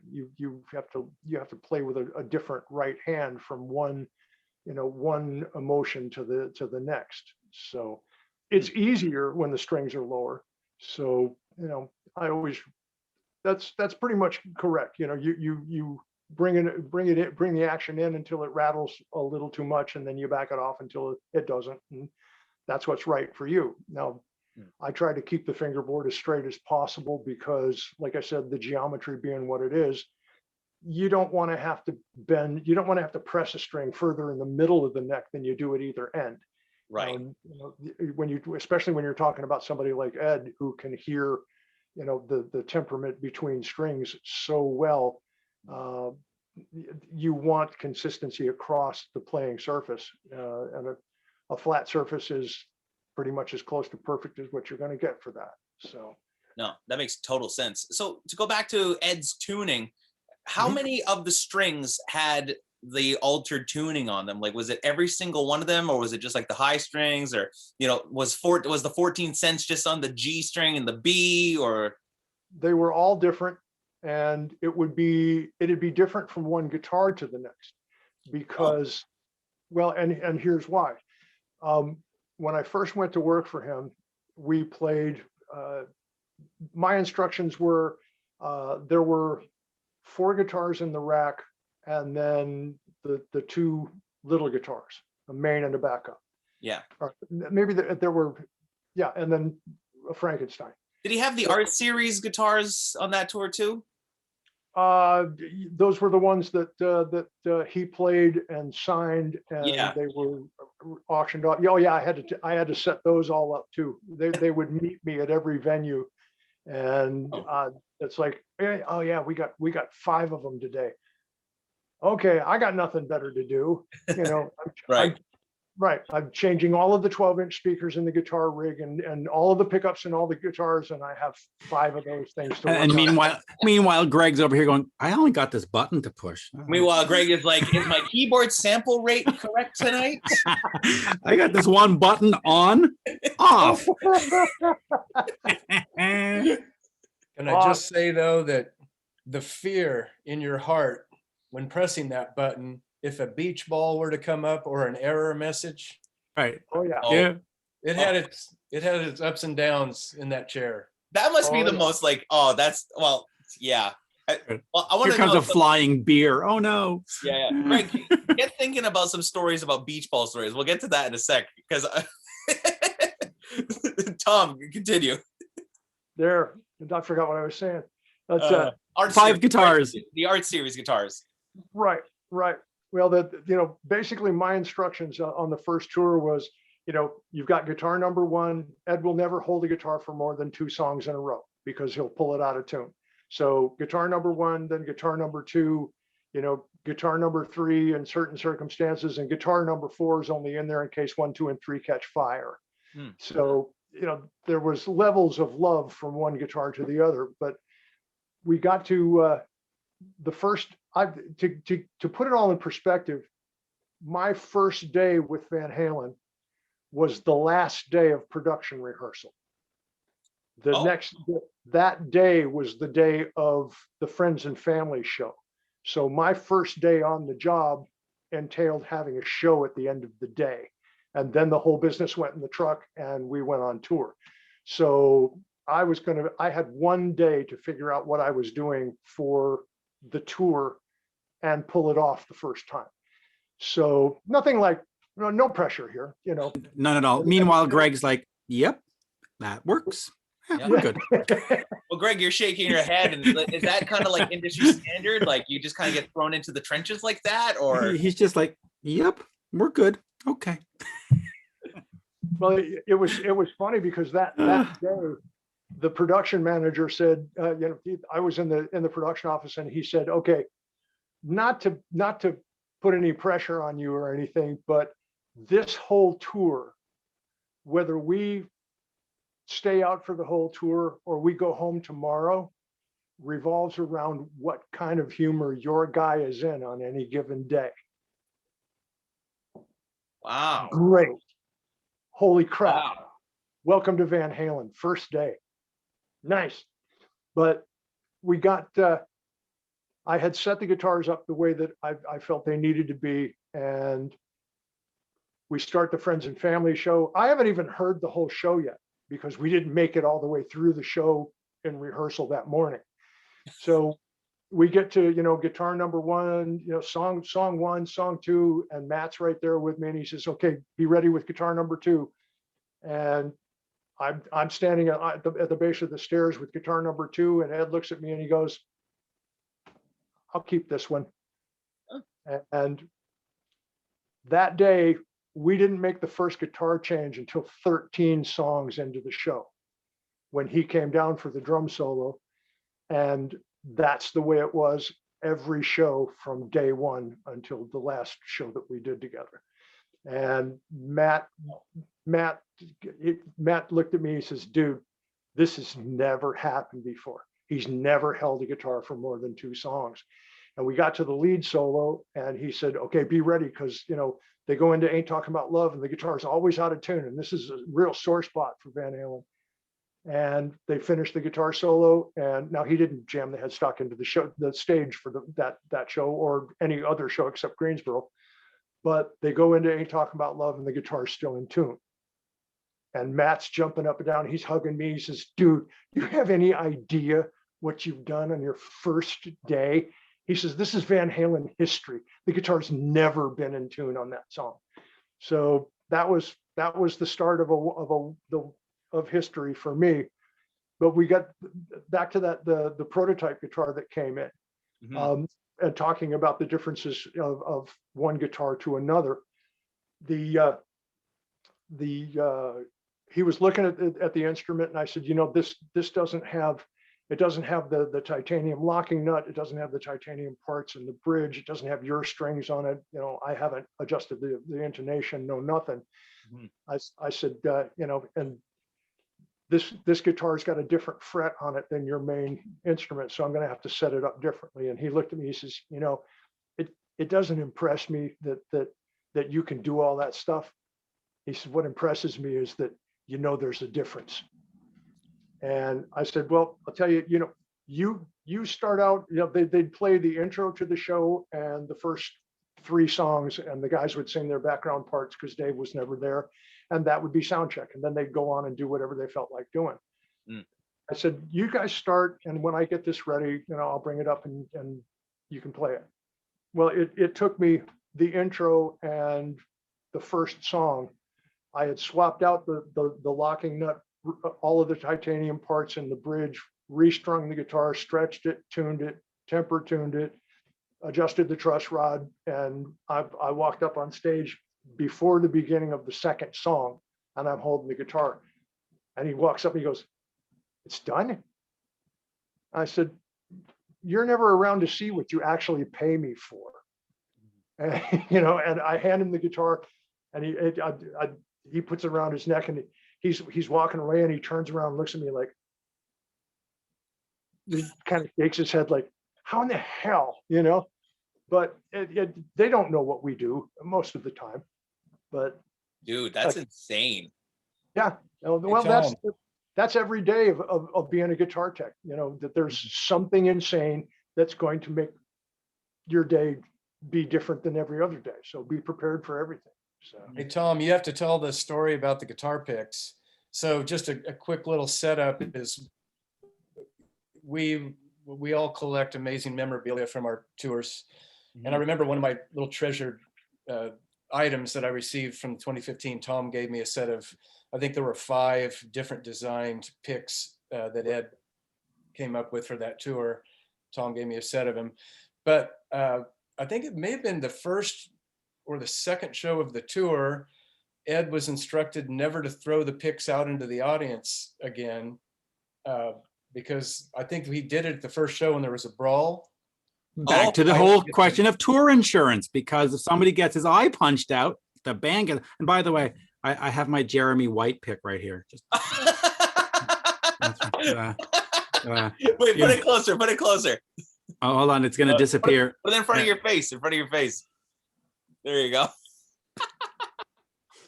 Nice. No, but yeah, you know, the Kiss, they used to hand out their the broken guitars, and they had to stop doing it because they at some point somebody said they're going to sue, and if some guy gets his eye punched out because they want an Eddie Van Halen pick, well, there you go. Is that really like an insurance thing, or yeah? Nice. Oh yeah. Oh yeah. Yeah. You know what's? I'll tell you a funny. Greg Rule. There you go. He's got his Greg Rule. Oh, he's on mute. Oh, Greg, you're on mute, Greg. Look at that. That's from Chris Leperage gift. It's our little business cards. Our buddy. Our pick with the portrait. Nice, man. Yeah, we love Chris. Chris is awesome. There you go. Crew picks with Poison are kind of a regular thing, and I've got one. I can't remember what year. And so are the racing outfits, by the way, the Poison racing outfits. Oh, that's fucking classic. Yeah. Wait. What the next time we do this, I'll wear one of my 2007 Van Halen jumpsuits, black jumpsuit with the Van Halen logo embroidered across the back. Sweet. Dude, that'd be epic. Yeah, there's I think there's 9 of those in existence, you know. Wow. Well, if you have a spare, I'll give you my address. There you go. How tall are you? I'm 6'1". And about I'm 6'4". So I'll fit it. I'll roll it up. Why not? There you go. There you go. Tom, let me ask you really quick, because we were talking about FU tone. You know, on Ed's guitars, because stock, they obviously don't come with Adam's stuff, and you can obviously upgrade it. But on his touring guitars, what was he using from FU tone? Was he using the titanium or the brass, or was he just using stock Wolfgangs? Titanium. You know, the titanium parts, the way that Ed's guitars were set up, he insisted that the clamping, the string clamps basically be as tight as you could get them. He showed me how he wanted it. I'd get 2, maybe 3 shows out of a clamping block before it would break. Wow. And I went through those things like crazy. And then I thought, you know, I talked him into putting the titanium ones in, and 52 shows later, I was still on the same set. And so it's like, yeah, you know, if for no other reason, if for no sonic reason, which by the way, there's a marked improvement, you know, with the titanium parts. Did Ed say that? Did he heard a sonic difference with the titanium from FU tone versus the stock stuff? Oh yeah. We, you know, that's why we used it. If he wouldn't have noticed a difference, or if he would have insisted on using the original parts, or the you know, that's what we would have used. But there's a definite advantage to all of that stuff sonically. Just the ability of the parts to maintain their shape. You know, you don't break parts, you can keep playing guitar. And for me, that's kind of where my world has to remain. You know, the closer I can keep it on the lines, you know, the better off I am. So. No, that makes sense. So what like how many millimeters was his titanium block, like on the bridge block? Was it 37? This is, by the way, why I brought Jeremy to this conversation, because I have no idea what he's talking about. All the gear sluts online are really like, Jeremy's asking how big his block was. The tremolo blocks we didn't change. The clamping blocks in the saddles we did. So I don't recall what I don't want to get the wrong number. That's one of the big things that FU tone does. They do the tremolo blocks, they do the brass blocks, they do the titanium. So you only did the like the locking nut, like the clamps. Right. And did you do the screws as well? Oh yeah, all that stuff. On the bridge. So it was like like. Oh yeah. I swear by that stuff. I swear by that stuff. Yeah. And we did a lot of the beta testing for the titanium parts with CC DeVille. Oh wow. because if you think Ed's hard on a Floyd Rose, CC's way harder. Yeah, I saw CC last time they opened up for Def Leppard, and like, geez, the guy was like holding it like this just from like the bar and like wiggling around. I'm like, it's gonna pop off. If there's a way to break a guitar, CC knows what it is. Just don't do it on SNL. Oh Yeah. my God. Yeah, but we've had nothing but great luck with Adam's stuff, and I don't leave the house without parts from him, because I'm going to have an occasion to use something somewhere, every time I'm out with somebody that plays a Floyd. So yeah, no, I put it on all of my stuff too. So yeah, did you use the titanium saddle blocks too on the bridge?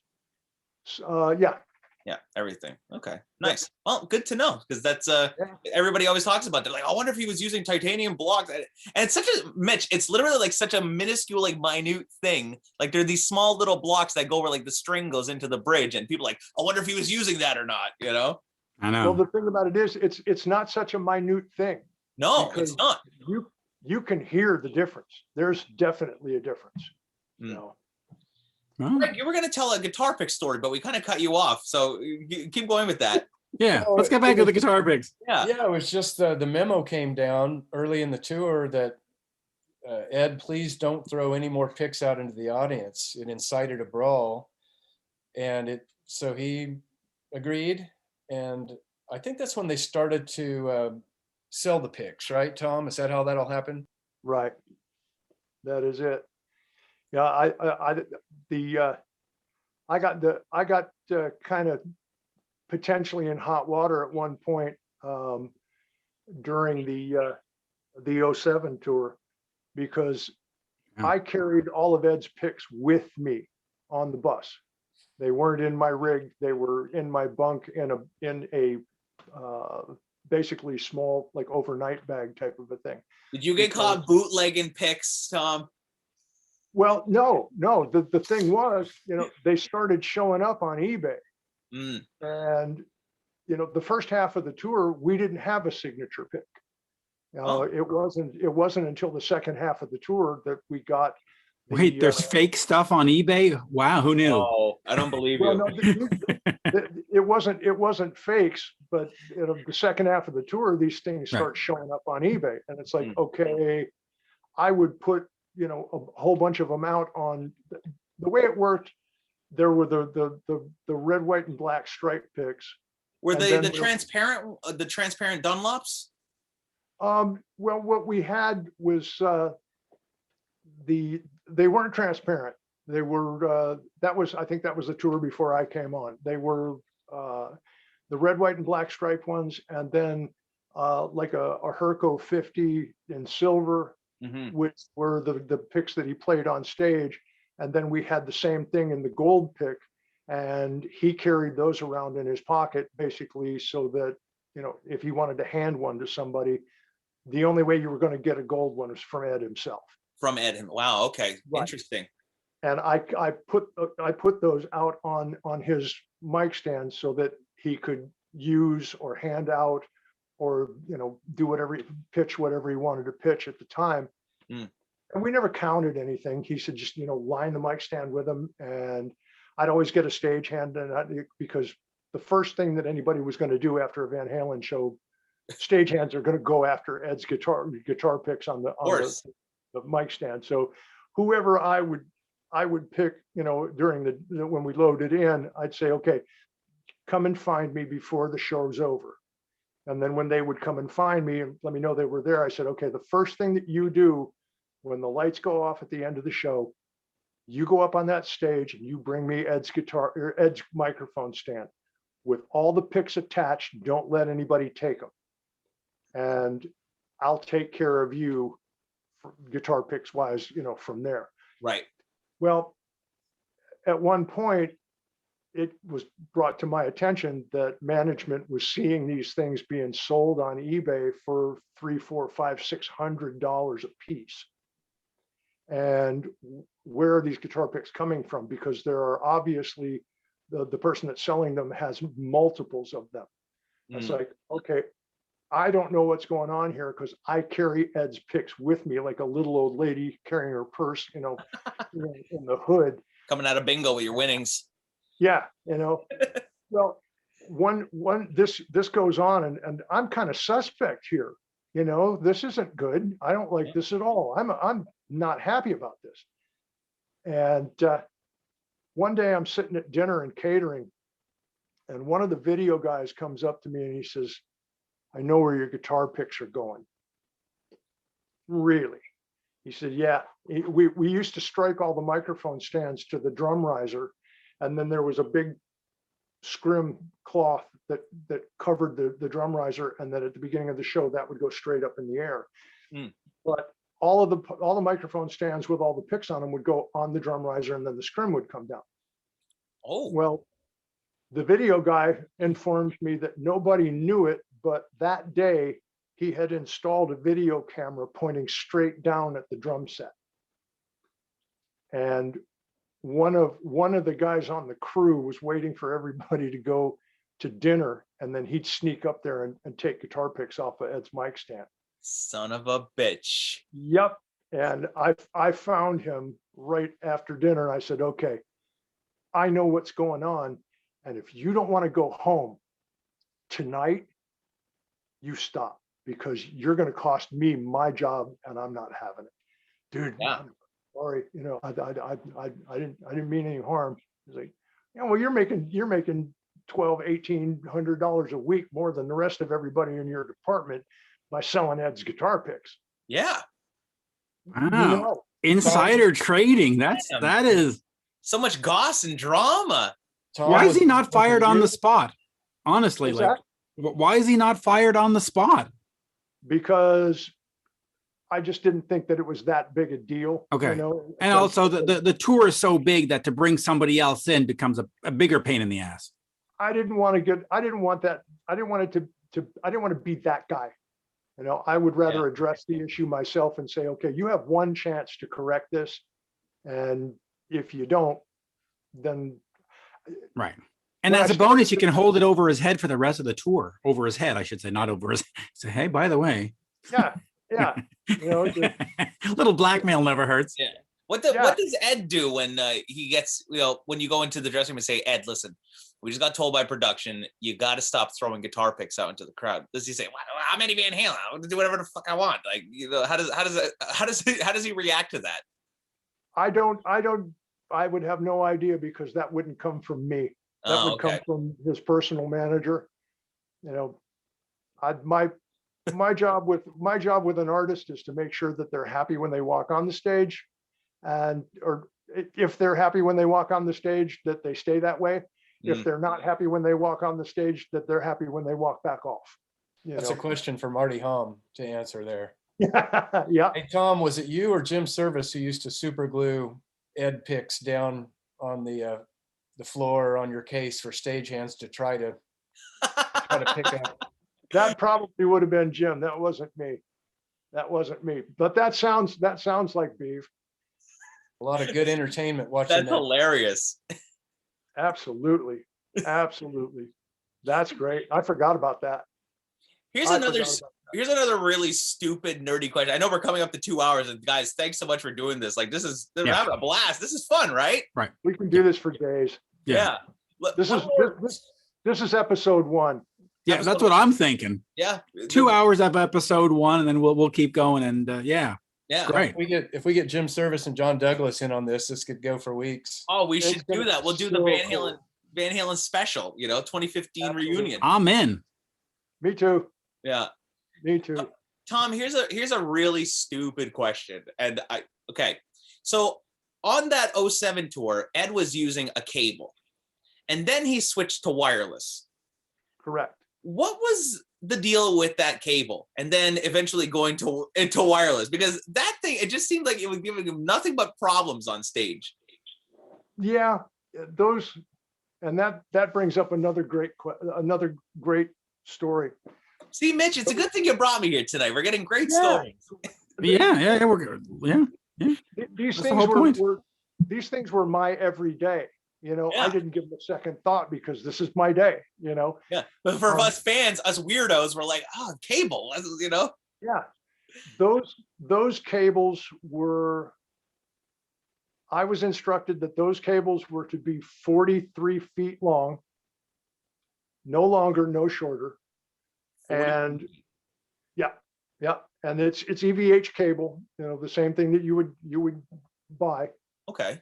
And then from, I think there was a supplier in Chicago. You noticed that the cables had yellow stripes. Yeah, it was yellow and black. Right. Well, it's basically a black cable with yellow shrink tube on it. They call that the striper cable, by the way. Yeah, there you go. There you go. But I replaced those cables every 3 shows. So you can imagine how many of them I ended up having to make at 43 feet long, and putting each piece of shrink tubing on from one end all the way to, from one end to the other, 6 inches of yellow, 6 inches of black, 6 inches of yellow, 6 Oh inches my of black. God. Now, yeah, it was a lot of work on top of what I normally did every day. But I got to a point in the tour where I called, I'm thinking the company was Gepco in Chicago. And I'm ordering more yellow shrink tubing. They're out of yellow shrink tubing. All they had, the closest they could give me was white. So I order a roll of white. So I had to tell Ed, I said, I couldn't get yellow shrink tube. I had to go with white.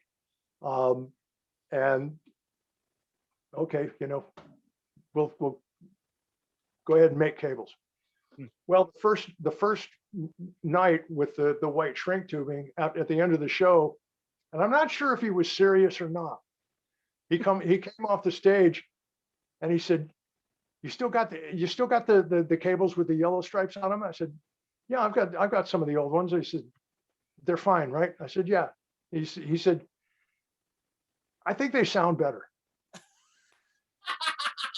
And of course, I'm not going to say anything other than, "All right, sir, I'll take care of it," because I'm not going to look at him and go, "Seriously?" Because and he probably laughed all the way to the dressing room, thinking he thinks I'm serious. Yeah. Do you think he was fucking with you, or was he like, who knows? You never know when to take an artist seriously when something sounds really outlandish. Yeah. And Ed had, I remember on the 2015 tour, we were doing line check one day, and I'm standing. That's for the folks that don't know what line check is. That's when the check the instruments for the audio guys to make sure everything's working before sound check. Right. You don't want to be finding a problem when the artist goes to play the instrument the first time. And I'm playing Ed's guitar, and I'm on channel 2 of the 5150 head, and that's his signature distortion sound. Here we go. And I'm playing along, and it sounds great. And all of a sudden it switches to the clean channel. I was like, that's interesting. So I look down and I hit the foot pedal to back to channel 2, and I keep playing, and all of a sudden it switches to the clean channel. I was like, oh man, Ed's going to be here in 20 minutes, and this is the last thing I need. This rig has performed flawlessly, and now I've got some bug that I've got to troubleshoot or change him out to the backup head and tell him he's playing the number 2 head today. And I'm just really not looking forward to the rest of my day. And out of the corner of my eye, I see something moving. And I turn towards my work box, and he's crouched down behind it, peeking around the corner, laughing his ass off. He's back there switching the amp, screwing with me. And it's just like, oh man, and right now, the one thing that I wish more than anything else is that he'd just poke his head around the corner and say, "Gotcha." I'd give anything I own for that. So yeah. Oh, that's just so amazing. Oh, what a great story. well, What a man. Lots of great stories. That's why we need a part 2 and a part 3 and a part 4. And by the way, not just Van Halen. I'm interested in how different is the whole setup between a Reba McEntire and like just in terms of a country artist versus a rock artist. Is it just a guitar is a guitar and off you go, or is it a whole different mindset? Is that a whole different, So there's a lot of stuff to explore, and of course, Bob Seger, and who else have you done, Tom? And Greg, I want to ask you too. What are some of the top 3 that are? Over here we got Eagles and Van Halen and Foreigner. Thank you. I'm done. And Shakira. Greg was on with Shakira. Oh, Greg did Shakira too. Yeah, I missed that. Oh, well, there with Brian Ray, who played guitar in her albums. But Tom, who are that's sort of like the top 5 that we just go, oh fuck, okay. Well, when it comes to, I started out as an audio guy, so I was audio crew for. I've done shows with Bob Seger, Ted Nugent, Ronnie Montrose. I didn't become a guitar technician until 94. Oh. My first, I had come off the road. I had gotten a call from a country artist named John Barry, who was one of my favorite people. He wanted me to go out, and my son had come into the world, a couple of years earlier, and I had missed a lot, and I decided to come home. And John called, and he wanted me to go on the road with him, and I turned him down, and I got a call to do a run with Deep Purple, and I turned that down.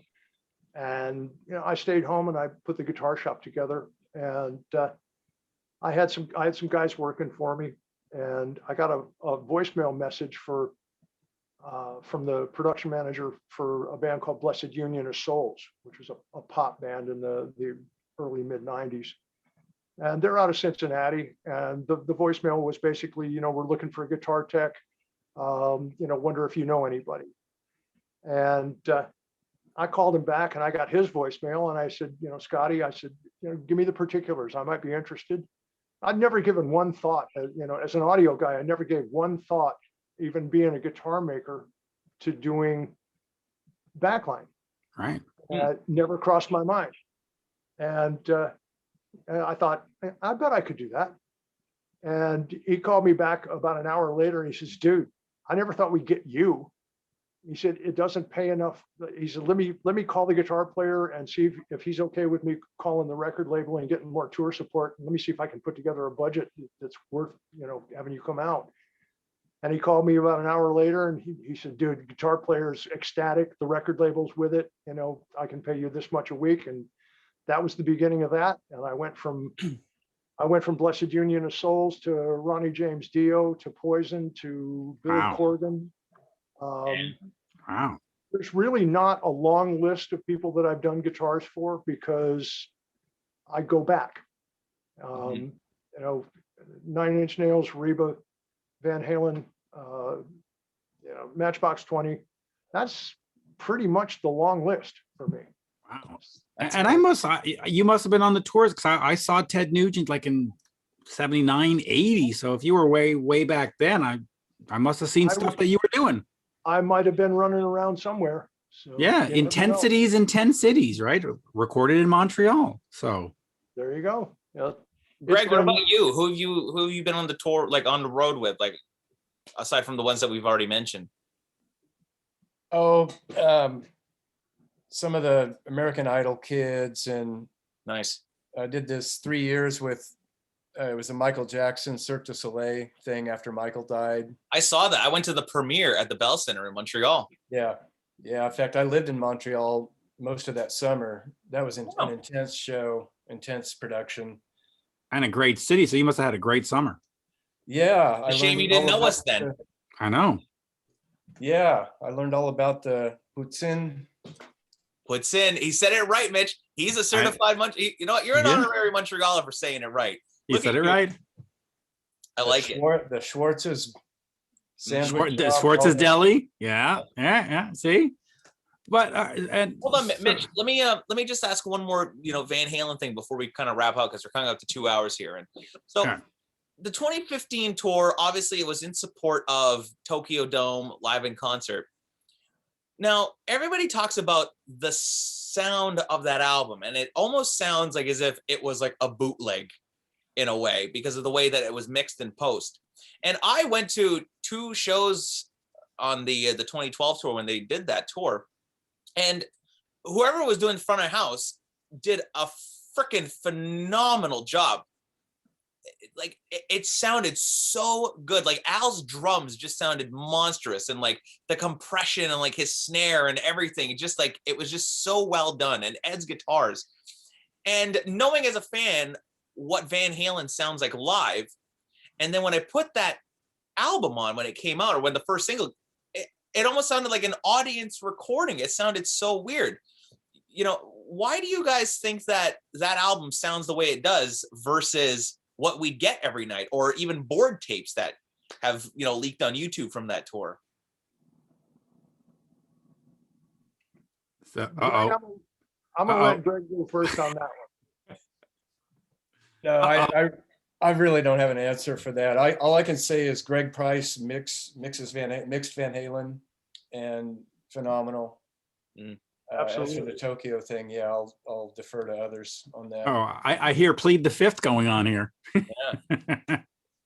Well, the good part for me is that I wasn't on that tour in 2012. I was working with Reba, making a ridiculous amount of money, and we had 14 months worth of work booked, and I was already doing it when that tour came into being. So Okay. I didn't make that one, but it was really kind of funny because I was on my way home in 2015 from doing a one-off with Reba, and I'm running to catch an airplane in Dallas Fort Worth Airport, Mm-hmm. and I got a text message from Adam Reaver, and it just said, "Having a nice day." And I'm thinking, I'm running to catch an airplane. I don't know. I guess I'm having a nice day. I'll call him later. I didn't return the message or anything. Right. Just put just put the phone back in the pouch, and I'm hustling to my airplane. And a few seconds later, my phone rings, and I didn't stop to look and see who it was. I just picked it up and said hello, and I hear, "Tom, guess who?" It's Ed Van Halen. I know who it is. I said, "What can I do for you, sir?" He said, "Well, yeah, we're putting a little tour together." And he said, I just wanted to see if you'd come back to work for me. He said, "I'm not near as much of an asshole as I was last time." He says, now that I'm clean and sober, he said, it'll be a lot more fun. I said, I've never had a problem, but I'd be more than happy to give it a shot with a new guy. He said, great. He says, I'll have management call you and we'll get everything set up. Awesome. I said, I'm running to catch an airplane, so I'll talk to you real soon. And of course, I hang up the phone, and now Adam's text of "having a nice day," makes sense. Right. And they literally had to put weights on me to get me through the door of the airplane, because I'm walking 3 feet off the ground, at that point. It was like, holy crap. Ed Van Halen called me to ask me to come back to work for him, personally. Like, yeah. Damn. That's the best. That definitely gets the double. Yeah. That's. Oh yeah. Well, and I heard they were sitting, Ed and Matt and Adam were sitting together, and the question came up, who should we have, tech for Ed? And Matt basically jumped right in and said, well, Tom Weber should come back. He deserves to come back. And Adam says, well, I've got his number right here. You want me to call him? And Adam told me that Ed said, nah, I'll call him myself. And I thought, how cool is that? So that's just awesome. I felt really good that day, and I feel just as good today, telling the story as I did getting the phone call. So Huh. And how cool was this today? It's all very cool. This is awesome. absolutely, absolutely. There's never a bad day to tell Van Halen stories. Nope. No, Nope. every day is Van Halen Appreciation Day in this house. Yep. And I'll add in Foreigner Appreciation Day. It's a big band for me. So Yeah. double. Mine, Look me at that. too. double doink. Me too. Yeah. Cool. Two classic bands. And by the way, Foreigner need to be in the Rock and Roll Hall of Fame. I'm sorry. I mean, they Yeah. just you look at some of the bands that they're putting in this year, and you go, listen, they had 2 albums or 3 albums. Foreigner have had, that's another discussion. Over 80 million Yeah. sold, etc.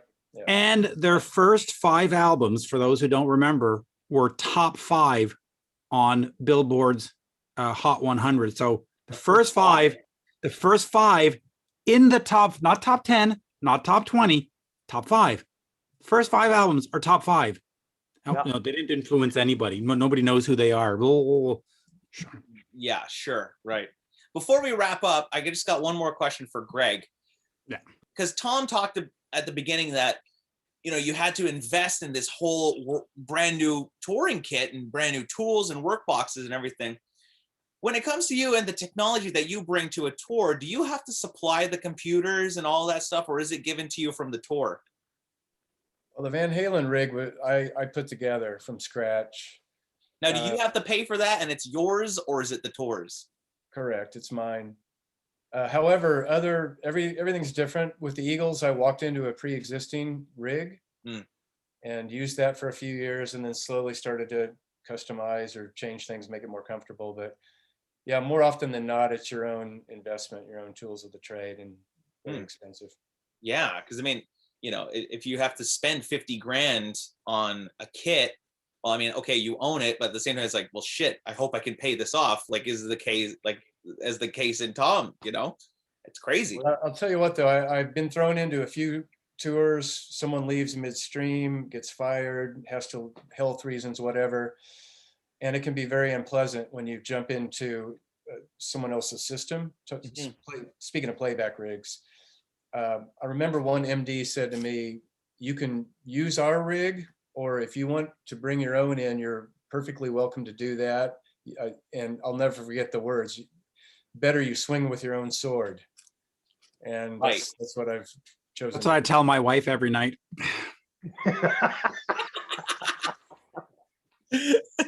What program do you use for Playback Live? Is it Pro Tools, or are you running virtual DJ? Like, how does that work? Well, I've been a Motu digital performer guy for pretty much my whole career. I owe that to Mike McKnight, who got me really. I was with Keyboard Magazine for 15 years before I got on the road. I knew Mike through Keyboard Magazine, and he brought me in. He's a Motu guy. I was a Pro Tools guy before that. I learned it. It's solid. I won't bore you with it now, but that's what I used on the Van Halen tour. Pretty much every big tour I've done has been with Motu. With Motu. So then does that come out multi-track, and then at the monitor console, Jerry can, if Al wants cowbell, like it's all multi-track, and then he has the options? That is correct. It's a lot of channels coming out. Yeah. Right. So then when it goes to front of house, he doesn't get, like the click track or the cues and stuff. That's correct. Okay, cool. Very cool. There was one more thing I was going to ask you about that. Damn, I forget now. It was about Playback. Well, we can try to save it for the next time, but I'll end with one quick story. Al and I had this little cue worked out to start his drum solo. He would freestyle for a minute, and when he was ready to hear the count off from me, he would nod. And usually it was great. I could always see the obvious nod, and off we went. One night, he didn't nod, and I'm waiting, and he's going extra long, and I'm thinking, boy, okay, this is unusual. I'm just going to hang tight and wait for the nod, which never came. Finally, he looks over, like, what the hell? oh, and I start the thing. So we talked about it the next day, and he's like, yeah, I was nodding. I'm like, I'm so sorry. I didn't see you nod, but it was kind of cool because he improvised longer than ever. And I loved it. Right. Tom or Greg, do either of you have any like board tapes from that tour? No. No, you didn't take anything home with you, like as memory or souvenir, like nothing on a hard drive and you slap it on. No, Greg Price recorded every show. So he's the keeper of that, or he and.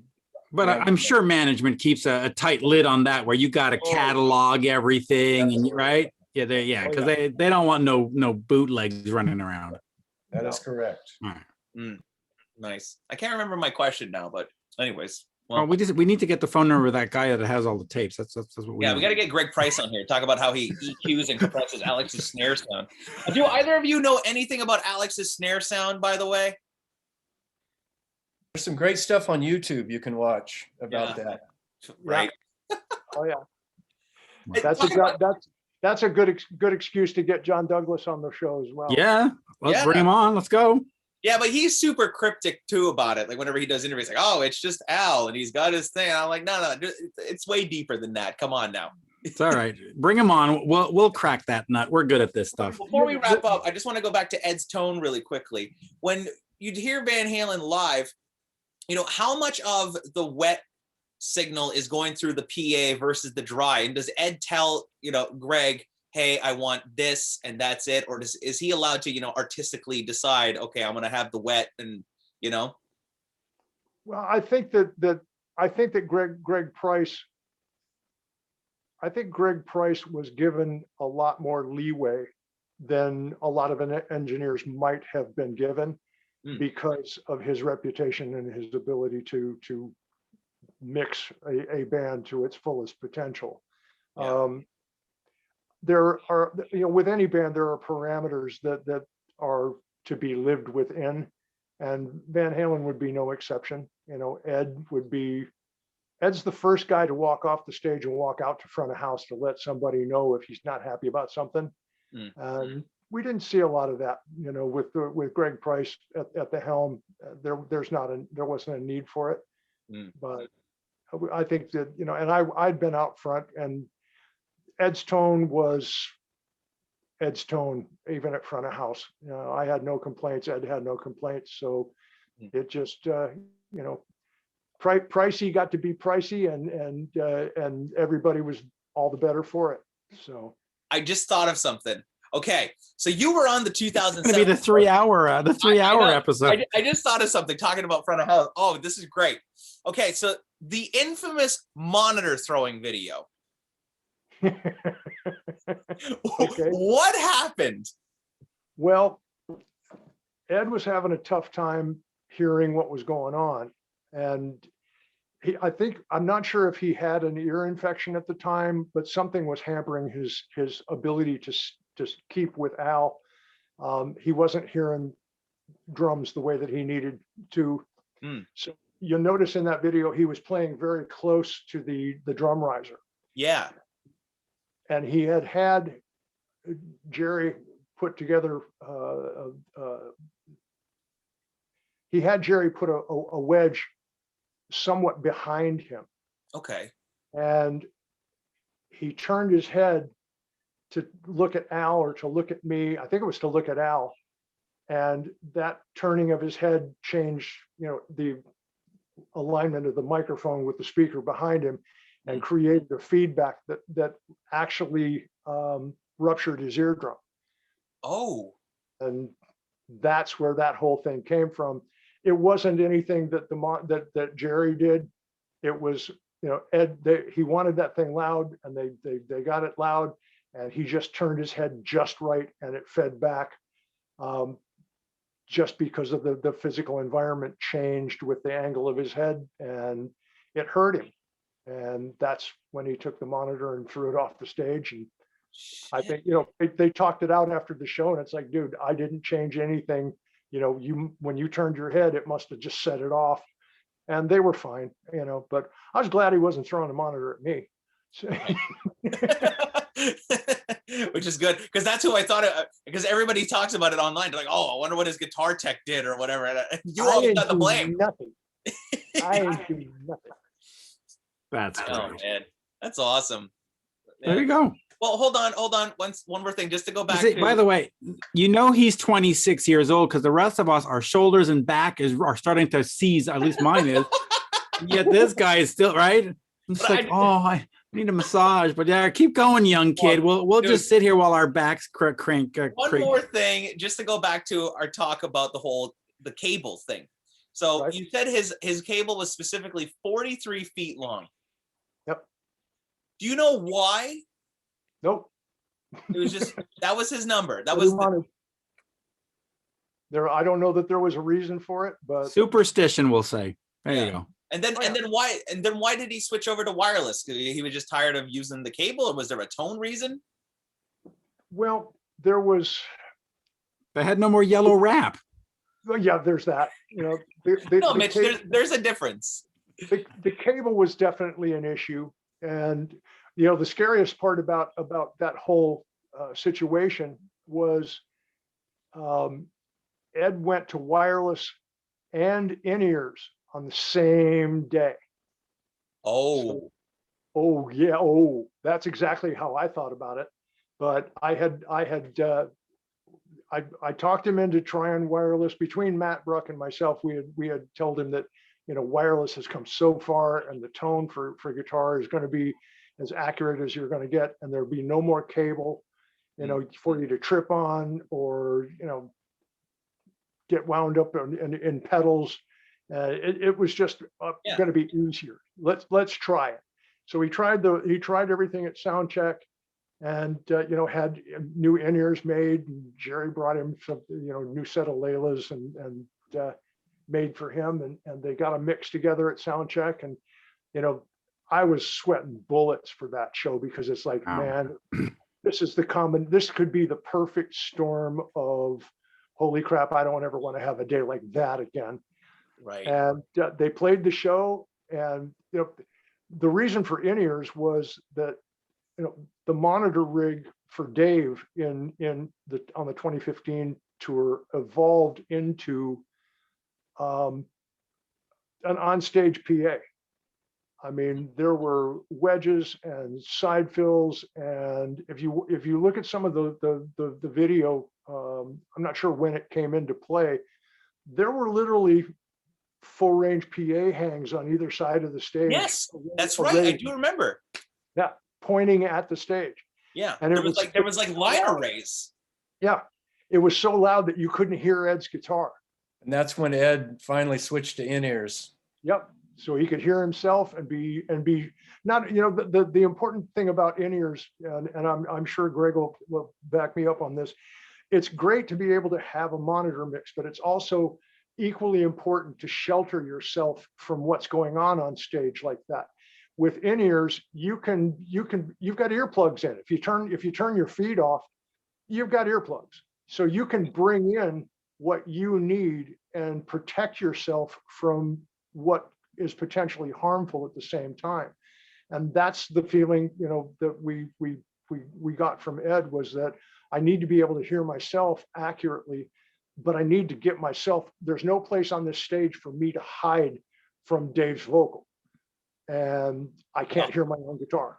I mean, to be fair, there was nowhere for anybody in the arena to hide from it either. So no, there's that. But, though it's funny, Mitch and we went to see Kiss and David Lee Roth open, and I noticed that about the stage. He had full PA, like as if he would like a wedding DJ setup, like subs and tops on both sides. I'm like, there's a full PA on the stage, so it had to be loud.